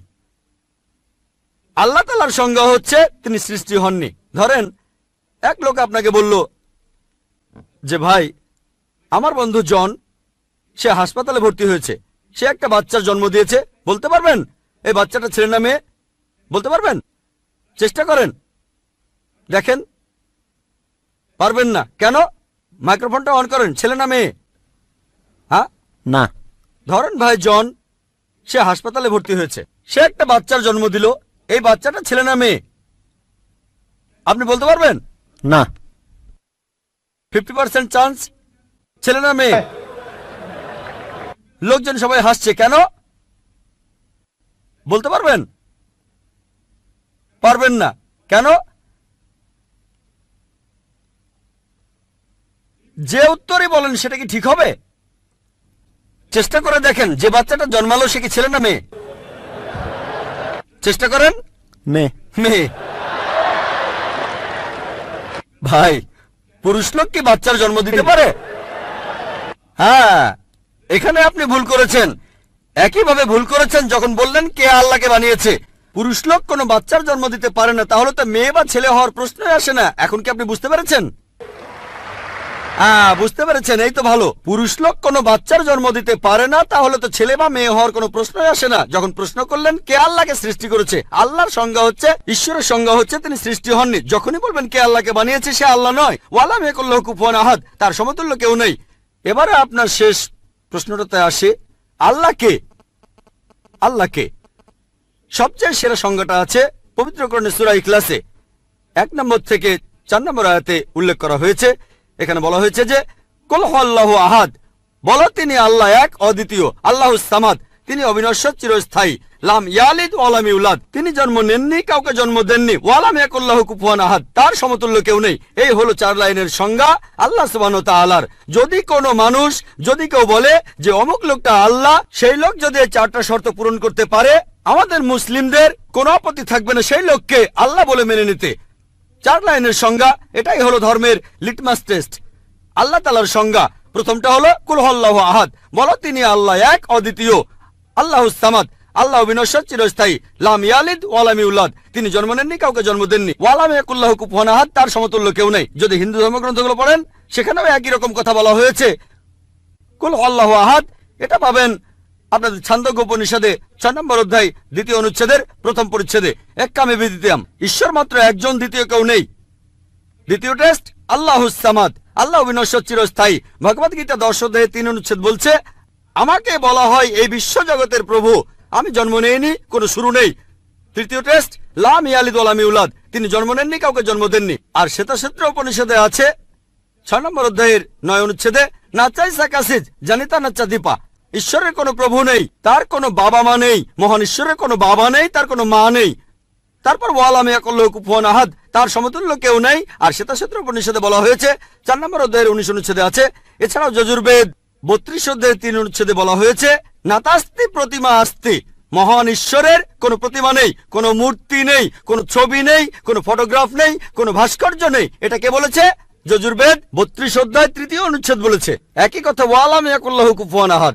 যদি কেউ বলে যে অমুক লোকটা হচ্ছে আল্লাহ, যদি সেই লোক এই 4টা শর্ত পূরণ করে, আমরা মুসলিমরা কোনো রকম আপত্তি ছাড়াই সেই লোককে আল্লাহ বলে মেনে নেব। যেমন ধরেন, কিছু লোক বলে ভগবান রজনীশ হলেন মহান ঈশ্বর।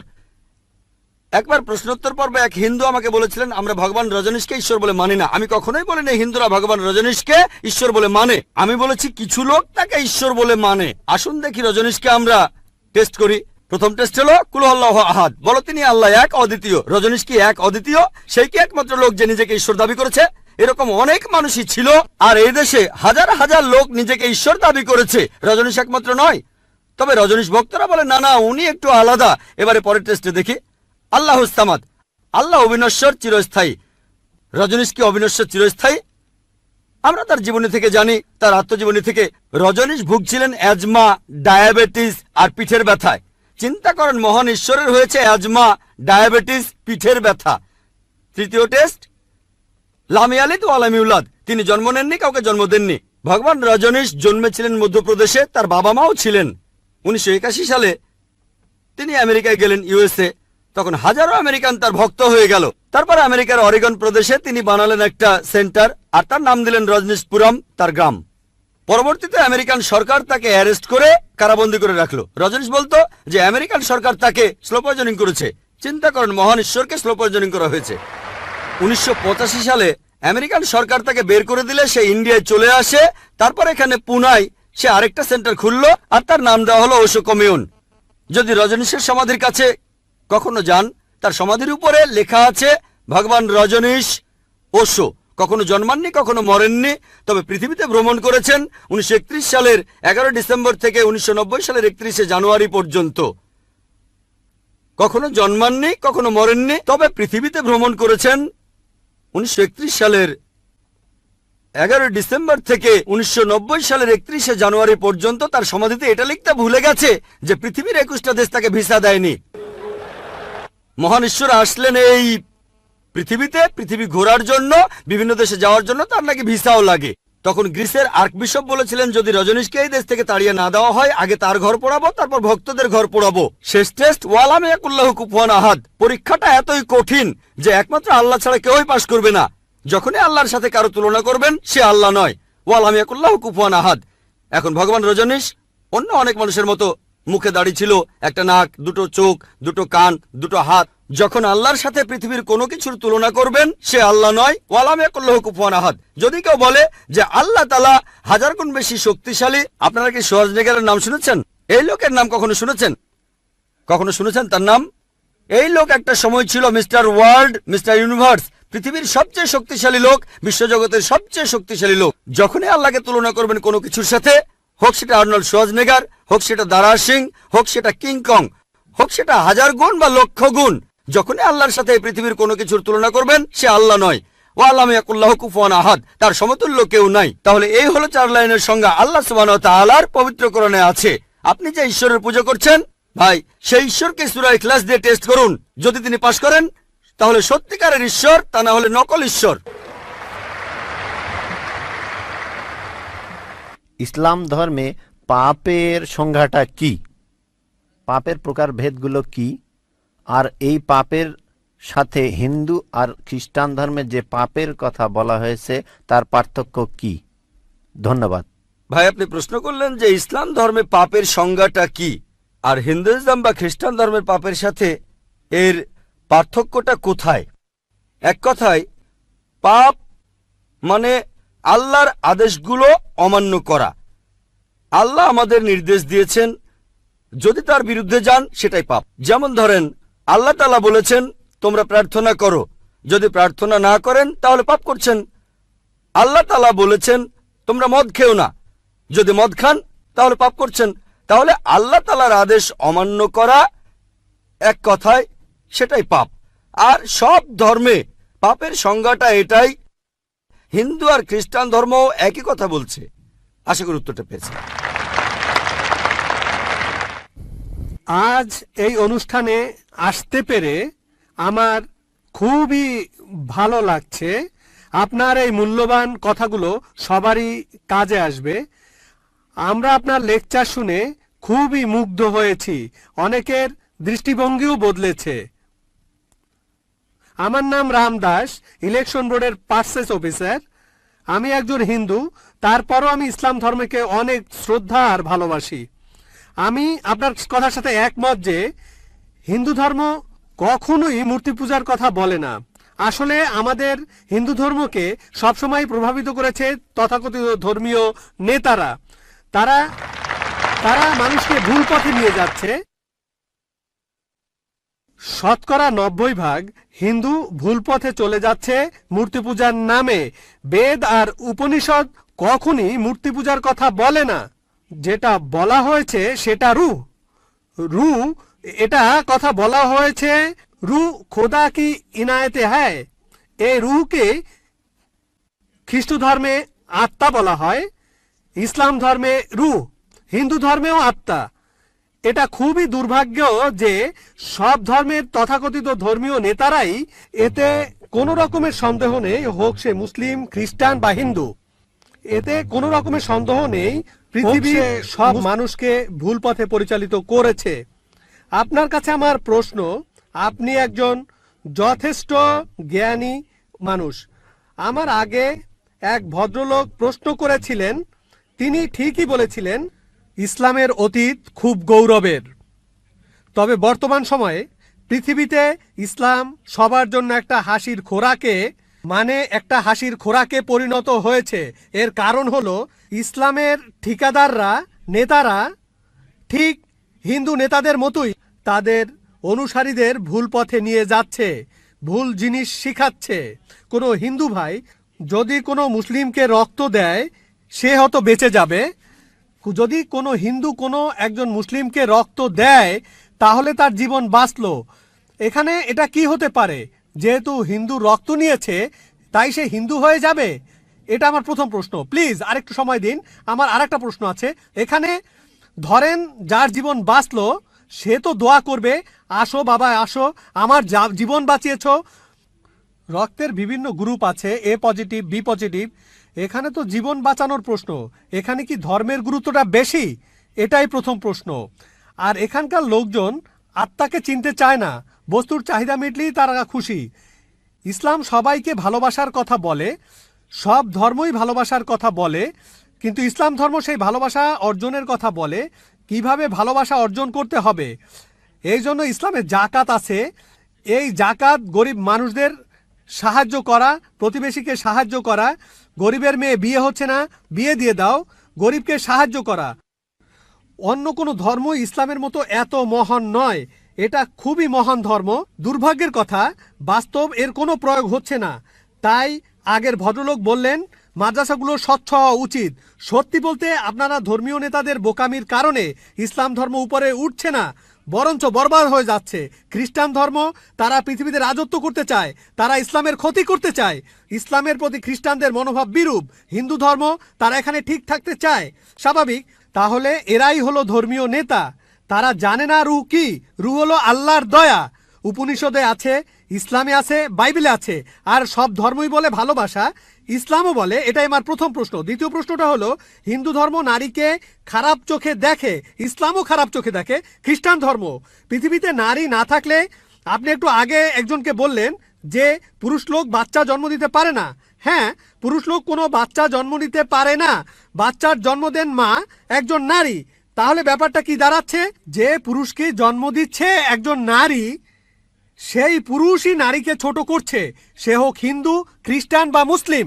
এভাবে দেখবেন যে সব ধর্মেই একই রকম অবস্থা চলছে। আমরা সবাই, সব ধর্মই এখন ধ্বংসের পথে যাচ্ছে। নারীকে কোনো ধর্মই সম্মানের চোখে দেখা হয় না। পৃথিবীর সব ধর্মই নারীদেরকে সবসময় খারাপ চোখে দেখছে। এটাই আমার দ্বিতীয় প্রশ্ন। ইসলাম কি বলে? যেদিন কিয়ামত হবে, তার মানে মহাপ্রলয়, ইসলাম ধর্ম কেয়ামত সম্পর্কে কি বলছে? আপনাকে ধন্যবাদ এই ছোট্ট লেকচারের জন্য, ভালো কথাগুলোর জন্য ধন্যবাদ। আপনি বললেন আমার কথা আর ইসলাম ধর্মের কথা। আমার কথা যদি বলেন, সমস্ত প্রশংসা শুধুমাত্র আল্লাহ তাআলার। বললেন আমি জ্ঞানী, বললেন আমি অনেক জানি। আমি শুধুমাত্র একজন ছাত্র। আমি নিজেকে একজন ছাত্র মনে করি ইসলাম ও অন্যান্য ধর্মের উপর। আপনি দুটো প্রশ্ন করলেন, প্রথমটা রূহ নিয়ে, তারপর নারী নিয়ে। এছাড়াও আপনি বেশ কিছু মন্তব্য করেছেন। আপনি বললেন তথাকথিত ধর্মীয় নেতারাই সমস্যা তৈরি করছে। বেশিরভাগ ব্যাপারে আমি একমত। এছাড়াও আপনি মন্তব্য করলেন যে ইসলামের বদনাম করা হচ্ছে, ইসলামের ধর্মীয় নেতাদের কারণে এটা হচ্ছে। ইসলামের বদনাম ছড়াচ্ছে এদের কারণেই। অন্যান্য ধর্মের ধর্মীয় নেতাদের কথা যদি বলি, তারা তাদের অনুসারীদের ধর্মগ্রন্থ পড়তে দিতে চায় না। এখন আমি যদি ইসলামের কথা বলি সামগ্রিকভাবে, আমি ইসলামের ধর্মীয় নেতাদের উপরে দোষ চাপাবো না, তারা দোষী নয়। সামান্য কিছু কুলাঙ্গার থাকতে পারে, খুবই সামান্য, হাতে গোনা কয়েকজন এমন নেতা থাকতে পারে যারা ভুল পথে নিচ্ছে, কিন্তু এরা সংখ্যায় অনেক কম। মিডিয়া তাদের বেছে নেয় আর এমনভাবে তুলে ধরে যেন ইসলামের প্রত্যেক ধর্মীয় নেতাই এইরকম। তাই ইসলাম ধর্মের বিভিন্ন নেতা, বিশেষজ্ঞ, ওলামার কথা যদি বলতে হয়, তাদের ভালোবাসি, তাদের শ্রদ্ধা করি। হাতে গোনা কয়েকজন, খুবই সামান্য তারা, এরাই মানুষকে ভুল পথে নিয়ে যায়। তবে সামগ্রিকভাবে আলহামদুলিল্লাহ তারা সব ভালো কথা বলেন, তারা ইসলামের কথা বলেন, আমরা তাদের ভালোবাসি, শ্রদ্ধা করি। অন্য ধর্মের ছবিটা আলাদা। পৃথিবীর বেশিরভাগ ধর্মীয় নেতারা, অন্য ধর্মের নেতারা, তারা এটা করে না।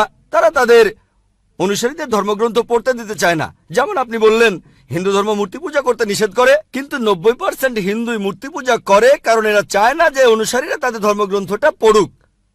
আপনার প্রশ্নতে আসি।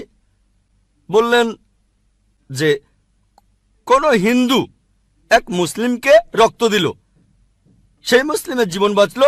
জীবন বাঁচানোটাই বড় কথা। এখানে সমস্যা কি? সেই মুসলিম কি হিন্দু হয়ে যায়? হিন্দুকে কোনো মুসলিম রক্ত দিলে সেই হিন্দু কি মুসলিম হয়ে যায়? আল্লাহ পবিত্র কোরআনে বলেছেন, সূরা মাইদার 32 নম্বর আয়াতে উল্লেখ করা হয়েছে, যদি কেউ কোনো মানুষের জীবন বাঁচায়, যদি কোনো লোক, হোক সে মুসলিম বা অমুসলিম, অন্য কোনো মানুষের জীবন বাঁচায়, হোক মুসলিম বা অমুসলিম, তাহলে সে যেন পুরো মানুষ জাতিকেই বাঁচালো। তাহলে যদি কোনো মানুষ অন্য কাউকে রক্ত দেয় আর তার জীবন বাঁচায়, মুসলিম হিন্দুকে রক্ত দিক বা হিন্দু মুসলিমকে রক্ত দিক, সে যেন পুরো মানুষ জাতিকেই বাঁচালো।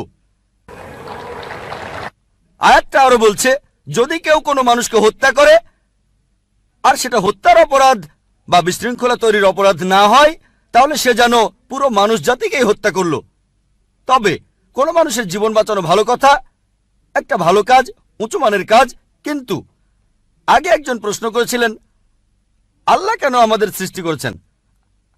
আমি আগেও বলেছি যে পবিত্র কোরআনের সূরা মুলকে 2 নম্বর আয়াতে উল্লেখ করা হয়েছে, আল্লাহ জি খালাকাল মাউতা ওয়াল হায়াতা, আল্লাহ সৃষ্টি করেছেন জীবন ও মৃত্যু তোমাদের পরীক্ষা করার জন্য। কারো জীবন বাঁচানো খুবই ভালো কাজ, কিন্তু কারো আখিরাত বাঁচানো সেটা আরো ভালো কাজ। আর সেজন্যই আমি আগে ডাক্তার ছিলাম। এটাই হলো শ্রেষ্ঠ পেশা, মানুষের জীবন বাঁচানো। আমি ডাক্তার হতে চেয়েছিলাম কারণ ভেবেছিলাম এটা মহান পেশা, আসলেও তাই। তবে এর চাইতেও ভালো আছে। পবিত্র কোরআনের সূরা ফুসিলাতের 33 নম্বর আয়াতে উল্লেখ করা হয়েছে, ওয়া মান আহসানু কালাম মিম্মান দাইল্লাহি ওয়া আমিলা সালিহা ওয়া কালা ইন্নানি মিনাল মুসলিমিন। কথাই কে উত্তম সেই ব্যক্তির চাইতে যে আল্লাহর পথে মানুষকে আহ্বান করে, যে সৎকর্ম করে আর বলে আমি তাদের অন্তর্ভুক্ত যারা আল্লাহর কাছে আত্মসমর্পণ করে। তাই আমি একজন শরীরের ডাক্তার থেকে হয়েছে আত্মার ডাক্তার, এটা আরো ভালো পেশা। তাহলে রক্ত দিয়ে কারো জীবন বাঁচানো ভালো কথা, তবে কাউকে সত্যিটা জানানো, তার আখিরাতটা বাঁচানো আরো ভালো। আমার কাজ হলো সব মানুষের কাছে ধর্ম প্রচার করা।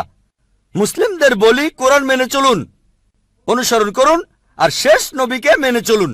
আমি বলি হিন্দু, খ্রিস্টান, বৌদ্ধদের যেটা কমন অন্তত সেটা মেনে নেন। আপনাদের আর আমাদের ধর্মগ্রন্থে যেটা কমন, যে কথাগুলো আলাদা সেগুলো নিয়ে পরে আলোচনা করব। যেগুলো কমন অন্তত সেগুলো মেনে নেন। আমি বাঁচাতে চাইছি তার আখিরাতকে বাঁচানো এই ইহকালের জীবন বাঁচানোর চাইতে বেশি গুরুত্বপূর্ণ। এই জীবনটাও ভালো গুরুত্বপূর্ণ। যখন দোয়া করি, দুটোর জন্য দোয়া করি, রাব্বানা আতিনা ফিদ দুনিয়া হাসানাতা ওয়া ফিল আখিরাতি হাসানাতা ওয়া কিনা আযাবান্নার। হে আল্লাহ, আমাকে এই ইহকাল ও পরকালে ভালো রাখো এবং আমাকে দোজখের আগুন থেকে রক্ষা করো, তবে পরকাল অনেক উপরে এই জীবনের চাইতে। সেজন্য কোরআনের সূরা তাহরিমের 11 নম্বর আয়াতে উল্লেখ করা হয়েছে যে ফেরাউনের স্ত্রী হযরত আসিয়া রাদিয়াল্লাহু আনহা তিনি আল্লাহ তাআলার কাছে বলেছিলেন, হে আল্লাহ, আমি এই পৃথিবীর সমস্ত ধন সম্পদের বিনিময়ে, তিনি ছিলেন তখন পৃথিবীর সবচেয়ে ধনী মানুষের স্ত্রী, সে সময় পৃথিবীর সবচেয়ে শক্তিশালী মানুষ ছিল ফারাও। তার স্ত্রী আল্লাহর কাছে দোয়া করলেন, আমি এই পৃথিবীর সমস্ত ধন সম্পদের বিনিময়ে জান্নাতে একটি ঘর চাই তোমার কাছে। তাহলে পৃথিবীর সবচাইতে ধনী লোকের স্ত্রী তার সব সম্পদের বিনিময়ে চাচ্ছেন আখিরাত। ভাই, আপনার সঙ্গে একমত, মানুষকে ভালোবাসতে হবে, এটা খুব ভালো কাজ, তবে কারো পরকালের জীবন বাঁচানো সেটা আরো ভালো কাজ। আমি এখানে কি করছি? মানুষকে বলছি সাদৃশ্যগুলো দেখেন, যেগুলো কমন সেই জিনিসগুলো অন্তত মেনে চলেন, যেগুলো আলাদা সেগুলো বাদ দেন, যেটা কমন সেটা অন্তত মেনে চলেন। যে মূর্তি পূজা করা যাবে না, আল্লাহ কেবলমাত্র একজন, অন্তিম ঋষিকে মানতে হবে, তাহলে আমরা এক হব। নাম দিয়ে কেউ কখনো মুসলিম হয় না। আব্দুল্লাহ জাকির সুলতান মুসলিম মানে যে আল্লাহর কাছে নিজের ইচ্ছাকে সমর্পণ করে। আগে এক বোনকে আমি বলেছিলাম আল্লাহর কাছে আত্মসমর্পণ করুন, এখন আপনাকেও বলছি আল্লাহর কাছে আত্মসমর্পণ করুন। আর আল্লাহর ওহী এই লাস্ট টেস্টামেন্ট, খ্রিস্টানরা বলে ওল্ড টেস্টামেন্ট আর নিউ টেস্টামেন্ট, এটা হলো আল্লাহ তাআলার লাস্ট টেস্টামেন্ট, পবিত্র কোরআন। এটার কথা আপনাদের ধর্মগ্রন্থ আছে, সেটা আপনাদের মানতে হবে, এটা বাইবেলেও আছে, সেটা মেনে চলতে হবে। আমি অনুরোধ করবো, আসেন আমরা সবাই মিলেমিশে থাকি, সবাই একসাথে থাকি আর আল্লাহ তাআলার কাছে আত্মসমর্পণ করি। মানুষ সাধারণত লেভেল জিনিসটা পছন্দ করে না, জানো লেভেলটা গুরুত্বপূর্ণ নয়। পবিত্র কোরআনের সূরা ইমরানের 19 নম্বর আয়াতে উল্লেখ করা হয়েছে, ইন্নাদ-দীনা ইনদাল্লাহিল ইসলাম, আল্লাহ তাআলার কাছে একমাত্র যে ধর্মটা গ্রহণযোগ্য সেটা আল্লাহর কাছে আত্মসমর্পণ করা। যদি আল্লাহর কাছে নিজের ইচ্ছাকে সমর্পণ করেন, আপনার আখিরাত পরকালের জীবনটা বেঁচে যাবে। এবারে আপনার দ্বিতীয় প্রশ্নে আসি। নারীদের কথা বললেন যে সব ধর্মই নারীদের খারাপ চোখে দেখে, সব ধর্মই, খ্রিস্টান ধর্ম, হিন্দু ধর্ম, ইসলামের কথাও বললেন, সবাই খারাপ চোখে দেখে। খ্রিস্টানরা খারাপ চোখে দেখে, হিন্দুরা খারাপ চোখে দেখে, মুসলিমরাও খারাপ চোখে দেখে। মুসলিম মানে যে আল্লাহর কাছে নিজের ইচ্ছাকে সমর্পণ করে। আর সত্যিকারের মুসলিম কোনো নারীর দিকে কখনো খারাপ দৃষ্টিতে তাকাবে না। যদি কেউ করে সে মুসলিম নয়। আল্লাহ পবিত্র কোরআনে বলেছেন, সূরা নূরের 30 আয়াতে উল্লেখ করা হয়েছে, মানুষ শুধু নারীর হিজাবের কথা বলে, আল্লাহ তাআলা পবিত্র কোরআনে প্রথমে বলেছেন পুরুষের হিজাবের কথা। মুমিন পুরুষদের বলো তারা যেন দৃষ্টি সংযত আর লজ্জাস্থান হেফাজত করে। যখন কোনো পুরুষ কোনো নারীর দিকে তাকাবে, তখন তার মনে, সেই পুরুষের মনে কোনো খারাপ চিন্তা আসলে সে দৃষ্টি নিচু করবে। আপনাদের বেদেও কথা আছে, যদি আপনি ঋগ্বেদ পড়েন 8 নম্বর গ্রন্থ 33 নম্বর অনুচ্ছেদের 19 নম্বর মন্ত্র, ব্রাহ্ম তোমাদের নারী বানিয়েছেন, সুতরাং দৃষ্টি নিচু করো আর মাথার উপরে কাপড় দাও। হিন্দু ধর্মগ্রন্থ নারীদের শ্রদ্ধা করে, তবে সেই ধর্মগ্রন্থে এমন কথাও আছে যেগুলো নারীদের ছোট করেছে, সেগুলো বলতে চায় না। যদি মনুস্মৃতি পড়েন, সেখানে নারীদের বিরুদ্ধে অনেক কথা আছে, সেগুলো আমি এখানে বলতে চাই না, কারণ আমি চাই না কেউ বলুক ডক্টর জাকির নায়েক হিন্দু ধর্মের সমালোচনা করছেন। পবিত্র বাইবেলেও নারীদের সম্পর্কে ভালো কথা আছে, আবার খারাপ কথাও আছে। ভালো কথাগুলো এখানে বলতে পারি, খারাপ কথাগুলো বলতে চাচ্ছি না। আমি চ্যালেঞ্জ করছি, কেউ আমাকে পবিত্র কোরআনের এমন একটা কথা দেখান যেটা নারীদের বিরুদ্ধে বলেছে। নারীদের বিরুদ্ধে একটা সহিহ হাদিস দেখান যেটা নারীদের বিরুদ্ধে বলেছে। হ্যাঁ, প্রত্যেক সম্প্রদায়ে কিছু কুলাঙ্গার দেখতে পাবেন।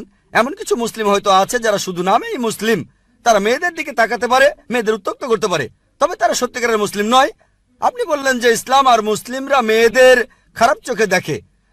যদি এই কথাটা বলে থাকেন, ভুল বলেছেন। যদি হিন্দু ধর্মগ্রন্থের সেই কথাগুলোর উদ্ধৃতি দিয়ে বলেন যে হিন্দু ধর্ম নারীদের বিরুদ্ধে কথা বলে, আমি বিভিন্ন ধর্মের উপর একজন ছাত্র হিসেবে কথাটা মেনে নেব যে হ্যাঁ, আপনি মনুস্মৃতির সেই অনুচ্ছেদগুলোর কথা বলছেন যেগুলো নারীদের বিরুদ্ধে বলে। যদি বাইবেলে নারীদের বিরুদ্ধে বলা কথাগুলোর উদ্ধৃতি দেন, হ্যাঁ, সেগুলো তো বাইবেলে লেখা আছে, তবে আমি চ্যালেঞ্জ করছি, পবিত্র কোরআনে এমন মাত্র একটা আয়াত দেখান যেখানে নারীদের বিরুদ্ধে কথা বলে। এমন মাত্র একটা সহিহ হাদিস দেখান, আমাদের নবীজি সাল্লাল্লাহু আলাইহি ওয়াসাল্লামের মাত্র একটা কথা দেখান যেটা নারীদের বিরুদ্ধে বলেছে। সত্যি বলতে মুহাম্মদ সাল্লাল্লাহু আলাইহি ওয়াসাল্লাম হলেন পৃথিবীর প্রথম মানুষ যিনি নারীদের উপরে তুলেছেন আর তাদের সমান অধিকার দিয়েছেন। আমি একটা লেকচার দিয়েছিলাম ইসলামে নারীর অধিকার, এছাড়াও আরেকটা লেকচার ইসলাম এবং অন্যান্য ধর্মের নারীর অধিকার, আমি সেখানে দেখিয়েছি। তাই আপনি যখন বললেন ইসলাম নারীদের অসম্মান করে, কথাটা ঠিক নয়। তবে আমি ইসলাম সম্পর্কে এ কথা বলিনি। ইসলাম সবসময় নারীদেরকে মর্যাদা দিয়েছে। মুসলিমরা এই কাজটা করেছে, যে তারা মুসলিমরা এই কাজ করছে। আর হিন্দু বা খ্রিস্টান এরাও নারীদের ছোট চোখে দেখে, ইসলাম কখনো এটা করে না। ধন্যবাদ, আপনাকে অনেক ধন্যবাদ ভাই, আপনাকে অনেক ধন্যবাদ। আমি একথাই বলেছি, তবে মুসলিমরা দুর্ভাগ্যজনকভাবে ইসলামের অনুসারীরা এই জিনিসটা প্রয়োগ করে না। হ্যাঁ ভাই, আমি আপনার সঙ্গে একমত। আমি বলেছিলাম কিছু লোক এমন, এখন ধরেন মার্সিডিজ গাড়ি কত ভালো এটা জানার জন্য যদি ড্রাইভারের সিটে কোনো আনাড়ি লোককে বসান আর সেই ড্রাইভার যদি গাড়িটা অ্যাক্সিডেন্ট করে, কাকে দোষ দেবেন? গাড়ি না ড্রাইভারকে? ড্রাইভারকে দোষ দেবেন। মার্সিডিজ গাড়ি কত ভালো এটা জানতে যদি চান, চেক করেন সেখানে কি কি আছে, এভারেজ স্পিড কেমন, পিকআপটা কেমন, গিয়ার রেশিও কেমন, নিরাপত্তা ব্যবস্থাগুলো কি কি। তাহলে ইসলামকে বিচার করতে চাইলে পবিত্র কোরআন আর সহিহ হাদিস পড়েন। মুসলিমদের দেখবেন না। যদি গাড়িটা পরীক্ষা করতে চান তাহলে আপনি ড্রাইভারের সিটে পাকা ড্রাইভারকে বসান। শ্রেষ্ঠ মুসলিমের দৃষ্টান্ত নবীজি সাল্লাল্লাহু আলাইহি সাল্লাম। খ্রিস্টান ধর্মে পবিত্র বাইবেলে আছে, বুক অব জেনেসিস 3 অধ্যায়ের 16 অনুচ্ছেদে মহান ঈশ্বর বলেছেন, তোমরা নারী, তোমরা খুব যন্ত্রণা পেয়ে সন্তানের জন্ম দেবে। এটা নারীদের প্রতি ঈশ্বরের অভিশাপ, গর্ভধারণ নারীদের জন্য শাস্তি। ইসলাম ধর্মে গর্ভধারণ নারীদের জন্য সম্মানের। পবিত্র কোরআনে সূরা নিসার 1 নম্বর আয়াতে উল্লেখ করা হয়েছে, গর্ভধারিণী মাকে সম্মান করো। পবিত্র কোরআনে সূরা লুকমানের 14 নম্বর আয়াতে উল্লেখ করা হয়েছে, আমি মানুষকে তাদের বাবা মায়ের সাথে ভালো ব্যবহার করার নির্দেশ দিয়েছি। মা অনেক কষ্ট সহ্য করে সন্তানকে গর্ভধারণ করেন, অনেক কষ্ট পেয়ে সন্তানের জন্ম দেন। নবীজি বলেছেন, যদি তোমরা তোমাদের মাকে সোনার পাহাড়ও এনে দাও, তোমাকে যে 9 মাস গর্ভে ধারণ করেছিলেন তার বিনিময়ে, তারপরও শোধ হবে না। ইসলাম এই কথাই বলছে। একজন নবীজি সাল্লাল্লাহু আলাইহি ওয়াসাল্লামের কাছে একজন লোক আসলো আর প্রশ্ন করলো, এটা আছে সহিহ বুখারী 8 নম্বর খণ্ড, বুক অব আদাব 2 নম্বর অধ্যায় 2 নম্বর হাদিস, হে নবী, এই পৃথিবীতে কাকে সবচাইতে বেশি সম্মান দেখাবো? নবীজি বললেন, তোমার মা। লোকটা বলল, এরপরে কাকে দেখাবো? নবীজি বললেন, তোমার মা। লোকটা বলল, তারপরে কাকে দেখাবো? নবীজি আবারও বললেন, তোমার মা। লোকটা বলল, এরপরে কাকে? তখন নবীজি বললেন, তোমার বাবা। তার মানে 75%, 4 ভাগের 3 ভাগ পাচ্ছেন মা, 1 ভাগ 25% সেটা পাচ্ছেন বাবা। এক কথায় মা গোল্ড মেডেল পাচ্ছেন, সিলভার মেডেল পাচ্ছেন, ব্রোঞ্জ মেডেলটাও পাচ্ছেন, আর বাবা একটা সান্ত্বনা পুরস্কার নিয়ে সন্তুষ্ট থাকছেন। ইসলাম আমাদের এমনটাই শেখায়। তবে আপনার কথা মানি, পশ্চিমা বিশ্ব নারীদের ছোট করছে। পশ্চিমা বিশ্ব নারীদের স্বাধীনতার কথা বলে, আসলে তারা স্বাধীনতার কথা বলে নারীদের শারীরিক অত্যাচার করে, তাদের সম্মান কেড়ে নেয়, আত্মার অবমাননা করে। পশ্চিমা বিশ্ব বলে তারা নারীদের উঁচুতে বসিয়েছে, আসলে নিচে নামিয়েছে। তাদেরকে বানিয়েছে উপপত্নী, রক্ষিতা আর সমাজের প্রজাপতি। যারা রয়েছে আর্ট আর কালচারের রঙিন পর্দার আড়ালে, আর্ট আর কালচারের দোহাই দিয়ে তারা কি করছে? তাদের মেয়েদের বিক্রি করছে তাদের মায়েদের। তারা নাকি মেয়েদের উপরে তুলছে।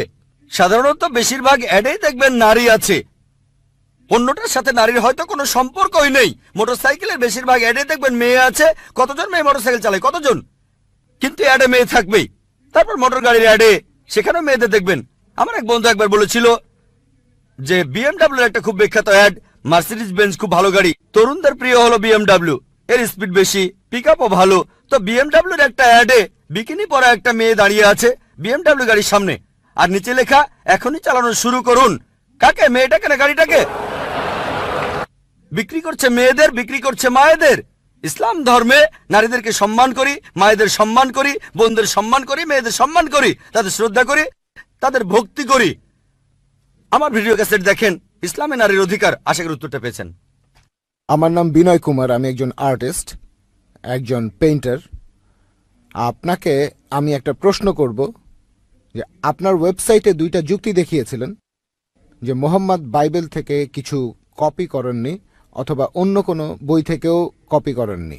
সেখানে উত্তর দিতে গিয়ে আপনি বলেছেন যে নবী মুহাম্মদের সময় বাইবেলের কোনো আরবি অনুবাদ ছিল না, কিন্তু সহিহ আল বুখারী 6 নম্বর খণ্ডের 60 নম্বর গ্রন্থ 478 নম্বর হাদিস বলছে যে গসপেলগুলো আরবিতে অনুবাদ করা করেছিলেন বারাকা। এখানে আরেকটা ব্যাপার হলো, বললেন মুহাম্মদ ছিলেন নিরক্ষর, সেজন্য তিনি বই পড়তে পারতেন না, যেমন পবিত্র বাইবেল। কিন্তু আমি এই উত্তরে সন্তুষ্ট নই, কারণ অন্যান্য ধর্মগ্রন্থের কথাগুলো ধার করার জন্য মুহাম্মদকে শিক্ষিত হওয়ার কোনো প্রয়োজন নেই। সেখানে প্রয়োজন ছিল যে মুহাম্মদ সেগুলো শুনবেন আর নিজের ইচ্ছে মতো বেছে নেবেন। এই কথাগুলো শোনার পরে মুহাম্মদ সেগুলো সংশোধন করেছেন, তারপর তিনি ধর্মীয় আবরণে সেটাকে ঢেকে দিয়েছেন আর দাবি করেছেন এটা আল্লাহর আসমানি কিতাব। ভাই, আপনি খুব সুন্দর প্রশ্ন করেছেন। আমাদের ওয়েবসাইটে গিয়েছেন শুনে খুব ভালো লাগছে। ইনশাআল্লাহ আপনি সত্যের পথে আসবেন। আমার ধারণা আপনি খ্রিস্টান। আপনার নাম হলো বিনয় কুমার, মনে হচ্ছে আপনি খ্রিস্টান। ভাই বললেন আমি দুটো যুক্তি দেখিয়েছি। দুটো না, অনেকগুলো যুক্তি দেখিয়েছি, আপনি বেছে নিয়েছেন দুটো। না না, ঠিক আছে, আপনার চোখে পড়েছে ওই দুটো, তবে আমি দুটো যুক্তি দেখাইনি। এই দুটো ছাড়াও আরো যুক্তি দেখিয়েছি। একটা যুক্তি দেখিয়েছিলাম যে নবীজি সাল্লাল্লাহু আলাইহি সাল্লাম ছিলেন উম্মি। আল্লাহ পবিত্র কোরআনে বলেছেন, সূরা আনকাবুতের 48 নম্বর আয়াতে উল্লেখ করা হয়েছে যে আমি সর্বশেষ নবীকে পাঠিয়েছি নিরক্ষর, যাতে করে মিথ্যাচারীরা কোন রকম সন্দেহ পোষণ না করে। এটা অবশ্যই মানবেন। একজন নিরক্ষর অন্যজন পড়তে পারে, নিরক্ষরের জন্য কাজটা কঠিন, এটা অবশ্যই মানবেন। কি বলেন? আরো কঠিন? কঠিন হবে। আর যে লোক পড়তে পারে তার পক্ষে নকল করা সহজ কাজ। সে পড়তেও পারে, শুনতেও পারে। যে মানুষটা নিরক্ষর সে শুধু শুনতে পারে, তাহলে তর্কের খাতিরে অন্তত পক্ষে এটুকু মেনে নেবেন কাজটা কঠিন, এটা মানেন? ভালো, মাশাআল্লাহ। তাহলে আমি এই পয়েন্টগুলো বলেছিলাম, এটা একমাত্র পয়েন্ট না, অনেকগুলো পয়েন্টের মধ্যে এটা হচ্ছে একটা। এরপরে আরো পয়েন্ট আছে। আরেকটা কথা, আপনি বললেন আমি বলেছি তখন বাইবেলের আরবি সংস্করণ ছিল না, আমি এখনো সে কথাই বলছি। আপনি বলেন সহিহ বুখারীর 8 নম্বর খণ্ডে আছে যে বারাকা, হ্যাঁ, গসপেল সম্পর্কে তিনি জানতেন। কোথাও বলা নেই তিনি অনুবাদ করেছিলেন। ভাই আমি চ্যালেঞ্জ করছি, আপনাকে চ্যালেঞ্জ করছি, আমি খ্রিস্টানদের কথাই বলছি। প্রথমবার বাইবেল লেখা হয়েছিল সেটা ছিল 10ম শতাব্দীতে। তার মানে খ্রিস্টান বিশেষজ্ঞরা অনেক দেরি করে লিখেছেন। আর বাইবেলের প্রথম আরবি অনুবাদ সেটা নবীজির কয়েকশো বছর পরের কথা। হ্যাঁ, বারাকাত তিনি আসলে ছিলেন বনি ইসরাইল। তিনি খ্রিস্টান ধর্ম সম্পর্কে সে সময় জানতেন, আরবিও জানতেন। তিনি আসলে অনুবাদ করেননি, হয়তো কিছু নোট লিখেছিলেন, তবে পুরো বাইবেলের অনুবাদ অসম্ভব। সহিহ বুখারী কোনো জায়গাতেই বলছে না যে বারাকা পুরো বাইবেল অনুবাদ করেছে। আপনাকে চ্যালেঞ্জ করছি, এটা বলা আছে যে বারাকা তখন খ্রিস্টানদের আইন আর গসপেল সম্পর্কে জানতেন, হয়তো কিছু নোটও লিখেছিলেন। যদি সালমান রুশদির কথা তো শুনেছেন, সালমান রুশদির বইতেও কোরআনের আয়াত আছে, কিন্তু বইটাকে তো কোরআনে বলা যাবে না। সালমান রুশদি বই লিখেছিল পবিত্র কোরআনের বিরুদ্ধে, তার সে বইতে পবিত্র কোরআনের কিছু আয়াতও ছিল, তার মানে এই না যে সেটাই কোরআন। এছাড়াও অনেক লেখক, যেমন আমি অনেক বই লিখেছি, তারপর সেখানে কোরআনের কিছু আয়াতও দিয়েছি সেই বইগুলোতে। Quran modern science, women's right in Islam, এই বইগুলো কোরআন না। এটা বলতে পারবেন না যে ডক্টর জাকির নাইক কোরআনের অনুবাদ করেছেন। আপনারা আমাদের ওয়েবসাইটে গেলে দেখতে পাবেন ডক্টর জাকির নাইক বই লিখেছেন কোরআন মডার্ন সায়েন্স, সেখানে অনেক আয়াতের উদ্ধৃতি দিয়েছি। সেটাকে অনুবাদ বলবেন না, এটা তো উদ্ধৃতি। আর এছাড়াও বললেন যে নবীজি মুহাম্মদ সাল্লাল্লাহু আলাইহি সাল্লাম ভুলগুলো শুধরে নিয়েছেন। আচ্ছা, আপনার পয়েন্টটা খুব সুন্দর। আমি একটা লেকচার দিয়েছিলাম Bible and Quran in the light of science. সেখানে প্রমাণ করেছিলাম যে বাইবেলের অনেক বৈজ্ঞানিক ভুল আছে। যেমন ধরেন বুক অফ জেনেসিসের 1 নম্বর অধ্যায়ে আছে, বলা হয়েছে এই বিশ্বজগৎ তৈরি হয়েছে 24 ঘন্টার হিসেবে 6 দিনে। বলা হয়েছে যে চাঁদের আলো তার নিজস্ব আলো। জেনেসিসের 1ম অধ্যায় 16 থেকে 19 অনুচ্ছেদ বলা হয়েছে যে সূর্য সৃষ্টি হয়েছে পৃথিবী সৃষ্টির পরে, পৃথিবী সৃষ্টি হয়েছে 3য় দিনে, সূর্য 4র্থ দিনে। এরকম আরো অনেক আছে। আপনি যদি বলেন নবীজি এগুলো নিয়ে শুদ্ধ করেছেন, যেমন চাঁদের যে আলো সেটা তার নিজস্ব আলো না, প্রতিফলিত আলো। পবিত্র কোরআনে সূরা ফুরকানের 61 নম্বর আয়াতে উল্লেখ করা হয়েছে যে চাঁদের আলো প্রতিফলিত আলো। কোরআন বলছে বিশ্বজগৎ সৃষ্টি হয়েছে 6টা আইয়ামে, 6টা লম্বা সময়কাল। আপনি কি তাহলে বলছেন নবীজি এই কথাগুলো শুদ্ধ করে নিয়েছেন? তিনি কি বিজ্ঞানী ছিলেন? না, এটা আল্লাহর আসমানি কিতাব। আমার পুরো লেকচারটা শোনেন, লেকচারের অংশবিশেষ শুনেই আমার কোনো একটা কথা নিয়ে মন্তব্য করবেন না। পুরো লেকচারটা আগে শোনেন। সেখানে আমি বলেছি যদি আপনার কথা মেনেও নেই, তর্কের খাতিরে যে বাইবেল থেকে নকল করেছেন তারপর শুদ্ধ করেছেন, কোনো মানুষের পক্ষে কি এটা সম্ভব? 1400 বছর আগে বাইবেলের সবগুলো ভুল শুদ্ধ করবেন তিনি, সবগুলো ভুল শুদ্ধ করবেন, এটা অসম্ভব, অসম্ভব। এতে প্রমাণ হয় যে তিনি এটা লেখেননি, এটা লিখেছেন আমাদের স্রষ্টা আল্লাহ তাআলা। আশা করি উত্তরটা পেয়েছেন। আসসালামু আলাইকুম, আমার নাম ময়ূর। আমার এক অমুসলিম বন্ধুর পক্ষ থেকে একটা প্রশ্ন করতে চাচ্ছি। এটা আমার প্রশ্ন না, সে মাইকের সামনে আসতে লজ্জা পাচ্ছে। আমি কি প্রশ্ন করব? আপনার নামটা কি বললেন? ময়ূর। আমি মুসলিম হয়েছি, তবে এই প্রশ্নটা আমার এক অমুসলিম বন্ধুর। সে মাইকের সামনে আসতে চাচ্ছে না, তাই যদি অনুমতি দেন। আসসালামু আলাইকুম। এই প্রশ্নটা হলো, জাকির ভাই যেসব ভবিষ্যৎবাণীর কথা বলেছেন, এমন কি হতে পারে এই ভবিষ্যৎবাণীগুলো পরে কেউ লিখেছে পৃথিবীর বিভিন্ন ধর্মগুলোতে, যাতে করে ইসলাম ধর্মকে অন্য উপায়ে প্রচার করা যায়? ভাই খুব সুন্দর প্রশ্ন করেছেন। এটা কি সম্ভব যে এই ভবিষ্যৎবাণীগুলো সব ধর্মগ্রন্থে পরে কেউ লিখেছে?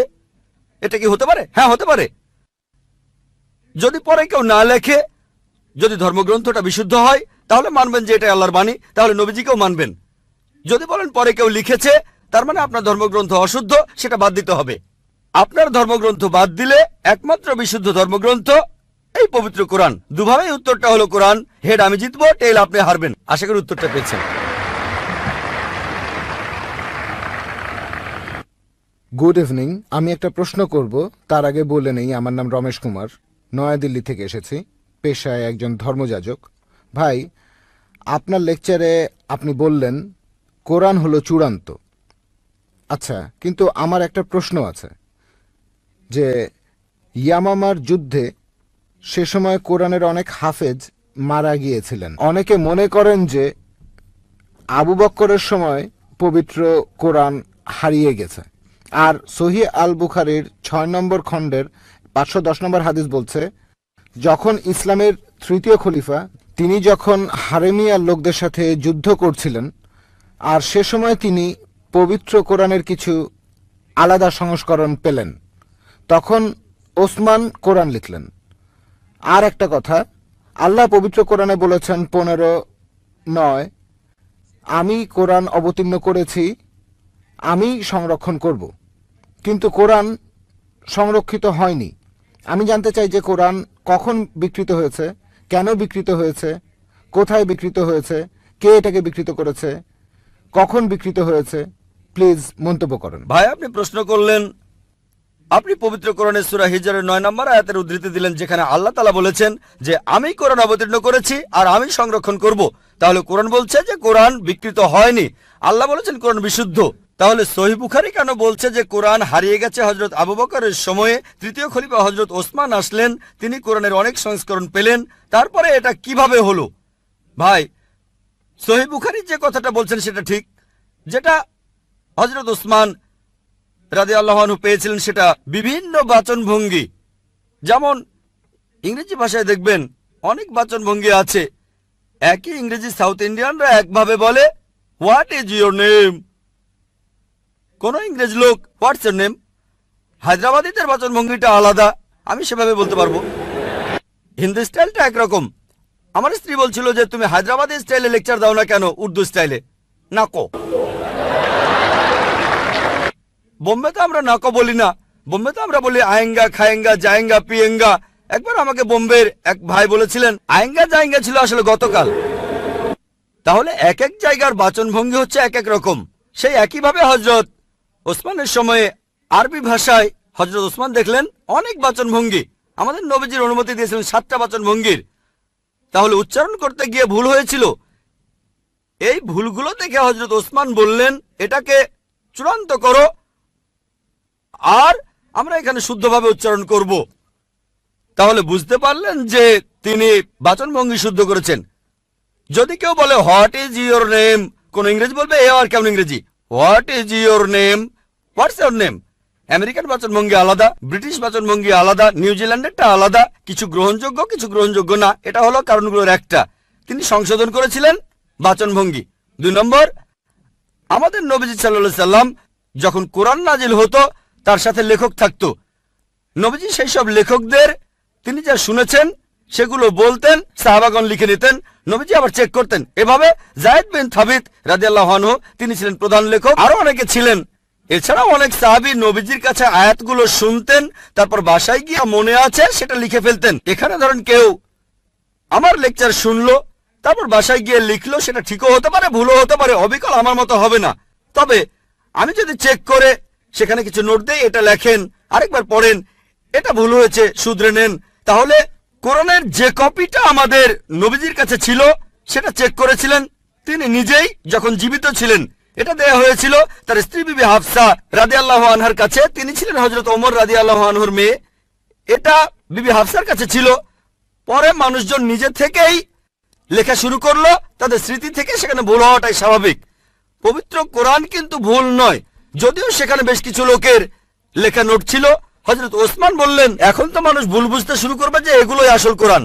এখন আমি কোরআনের সঠিক কপি করব, তারপর পৃথিবীর বিভিন্ন প্রান্তে সেটাকে ছড়িয়ে দেব, আর মুসলিমরা বুঝতে পারবে যে এটাই হলো আসল। কোরআনে পরিবর্তন হয়নি। মানুষজন বিভিন্ন নোট লেখা শুরু করলো, অন্যরা বুঝতে পারতো না যে এটাই শুদ্ধ কোরআন নাকি ভুল কোরআন। আর তৃতীয় খলিফা হযরত ওসমান রাদিয়াল্লাহু আনহু তিনি কি করলেন, একটা কমিটি বানালেন সাহাবাগণকে নিয়ে, তারপর অরিজিনালটা থেকে কপি করলেন আর পৃথিবীর বিভিন্ন প্রান্তে ছড়িয়ে দিলেন। এরকম একটা কপি আছে এখনো তাশখন্দে। এছাড়া তুরস্কের কপটাকে মিউজিয়ামে যদি পরীক্ষা করেন অবিকল একই কথা। এছাড়াও হাফেজরা আছেন, কোরআনের সব কপি পুড়িয়ে ফেললেও পৃথিবীতে হাজার হাজার হাফেজ আছেন পবিত্র কোরআন যাদের হৃদয়ে আছে। যদি সব কপিও পুড়িয়ে ফেলেন, কথার কথা, তারপরে এই যে হাফিজগণ আছেন তারা আবারও কোরআনের কপি তৈরি করতে পারবেন। আশা করি উত্তরটা পেয়েছেন। গুড ইভিনিং স্যার, আমার নাম সুতপা সরকার। আমি পেশায় একজন শিক্ষিকা। আপনাকে আমি একটা প্রশ্ন করতে চাই।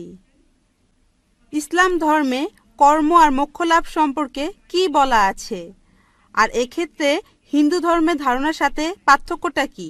বোন, আপনি প্রশ্ন করলেন ইসলামে কর্ম আর মোক্ষ লাভ সম্পর্কে কি বলা হয়েছে। হিন্দু ধর্মগ্রন্থ অনুযায়ী কর্ম মানে কাজ। আমরা যে কাজগুলো করি, অ্যাকশন, এই কর্ম করতে হবে ধর্ম অনুযায়ী। আর হিন্দু ধর্মের বিশেষজ্ঞরা একটা দর্শনে বিশ্বাস করেন যেটাকে বলা হয় সংস্কারা, জন্ম আর মৃত্যুর চক্র, জন্ম আবার মৃত্যু, যেটা হলো আবার জীবিত হওয়া, অথবা মানুষের আত্মার ভ্রমণ করার থিওরি। তারা বিশ্বাস করে আপনি যেরকম কর্ম করবেন, যদি ভালো কাজ করেন পরবর্তী জীবনে আপনি জন্মাবেন কোন উচ্চ স্তরে, যদি খারাপ কাজ করেন পরবর্তী জীবনে আপনি জন্মাবেন কোন নিচু স্তরে। যদি ভালো কাজ করেন আপনি মানুষ হয়ে জন্মাবেন, খারাপ কাজ করলে পশু হয়ে জন্মাবেন, হয়তো ইঁদুর হবেন, বিড়াল হবেন বা তেলাপোকা হবেন। আর সেখানে যদি কিছুই না থাকে, ভালো খারাপ কিছুই না থাকে, তাহলে মোক্ষ লাভ করবেন, জন্ম মৃত্যুর চক্র থেকে বের হয়ে আসবেন। এটা হলো হিন্দু ধর্মের বিশেষজ্ঞদের দর্শন। তবে বেদে এর কোন রকম উল্লেখ নেই। বেদ হলো হিন্দুদের সর্বোচ্চ ধর্মগ্রন্থ, সেখানে উল্লেখ নেই। তারা বলতে চায় যে এই কথাগুলো ভগবদ গীতায় আছে।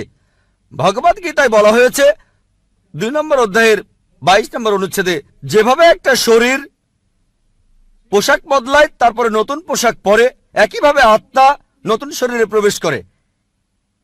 হিন্দু ধর্মগ্রন্থগুলোতে পুনর্জন্ম বলে একটা কথা আছে। এটা আছে ঋগ্বেদ 10 নম্বর গ্রন্থ 16 নম্বর অনুচ্ছেদের 4 ও 5 পরিচ্ছেদে। পুনর্মানে পরবর্তী, জন্ম মানে জীবন, পরবর্তী জীবন।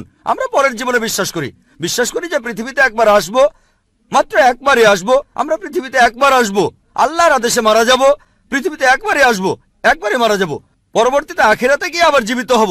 তাহলে ইসলাম অনুযায়ী আমরা এই পৃথিবীতে একবারই আসবো, তারপর আমরা আল্লাহর আদেশে কিয়ামতের দিনে আবার জীবিত হব। কাজের উপর নির্ভর করে বেহেশত বা দোজখে যাবেন, স্বর্গ বা নরকে, বেদ এমন কথাই বলছে।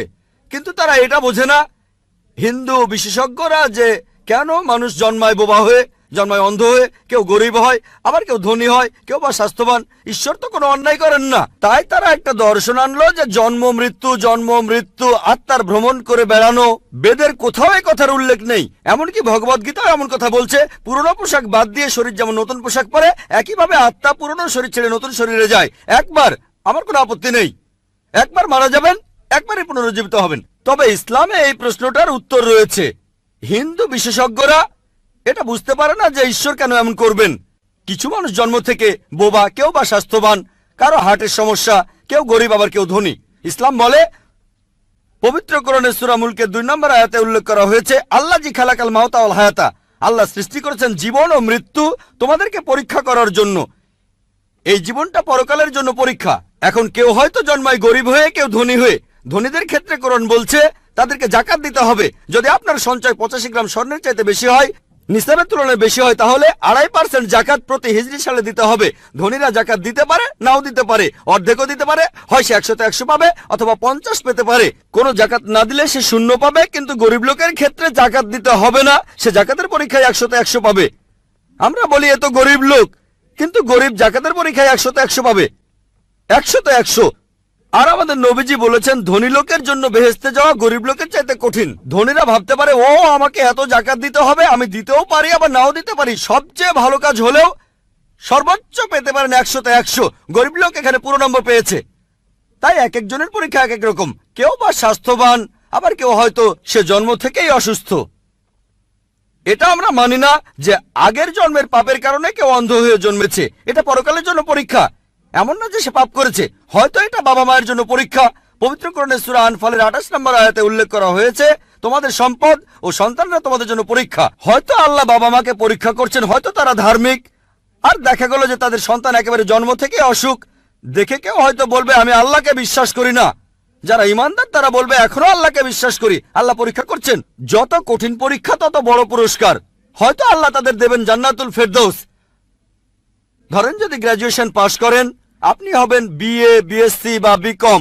যদি পাশ করেন এমবিবিএস, আপনি হবেন ডাক্তার। এমবিবিএস পাশ করাটা বিকমের চাইতে কঠিন। যত কঠিন পরীক্ষা তত দামি ডিগ্রি। আমরা মানি কেউই পাপী হয়ে জন্মায় না, প্রত্যেকে জন্মায় মাসুম হয়ে। কিন্তু হিন্দু দর্শন বলছে, বিশেষজ্ঞরা বলছে, ধর্মগ্রন্থ বলছে না, তারা বিশ্বাস করে যে এই পৃথিবীতে আসবেন, বারবার আসবেন। যদি ভালো কাজ করেন মানুষ হয়ে আসবেন, খারাপ কাজে পশু হয়ে জন্মাবেন। এ কথাটা বেদের কোথাও বলা নেই। আর আপনি যদি একটু চিন্তা করে দেখেন বোন, অপরাধের মাত্রা বাড়ছে না কমছে? বাড়ছে না কমছে? অপরাধ বাড়ছে নাকি কমছে? বাড়ছে। পৃথিবীতে মানুষের সংখ্যা বাড়ছে না কমছে? বাড়ছে। তাহলে যুক্তি বলে অপরাধের মাত্রা যদি বাড়ে, মানুষ তো তাহলে কমে যাওয়ার কথা, কিন্তু কমছে না। এতেই প্রমাণ হয় যে এই দর্শনটা ভুল। বিস্তারিত জানতে চাইলে আমার ভিডিও ক্যাসেট দেখুন, হিন্দুইজম ও ইসলামের মধ্যে সাদৃশ্য। আশা করি আপনার উত্তরটা পেয়েছেন।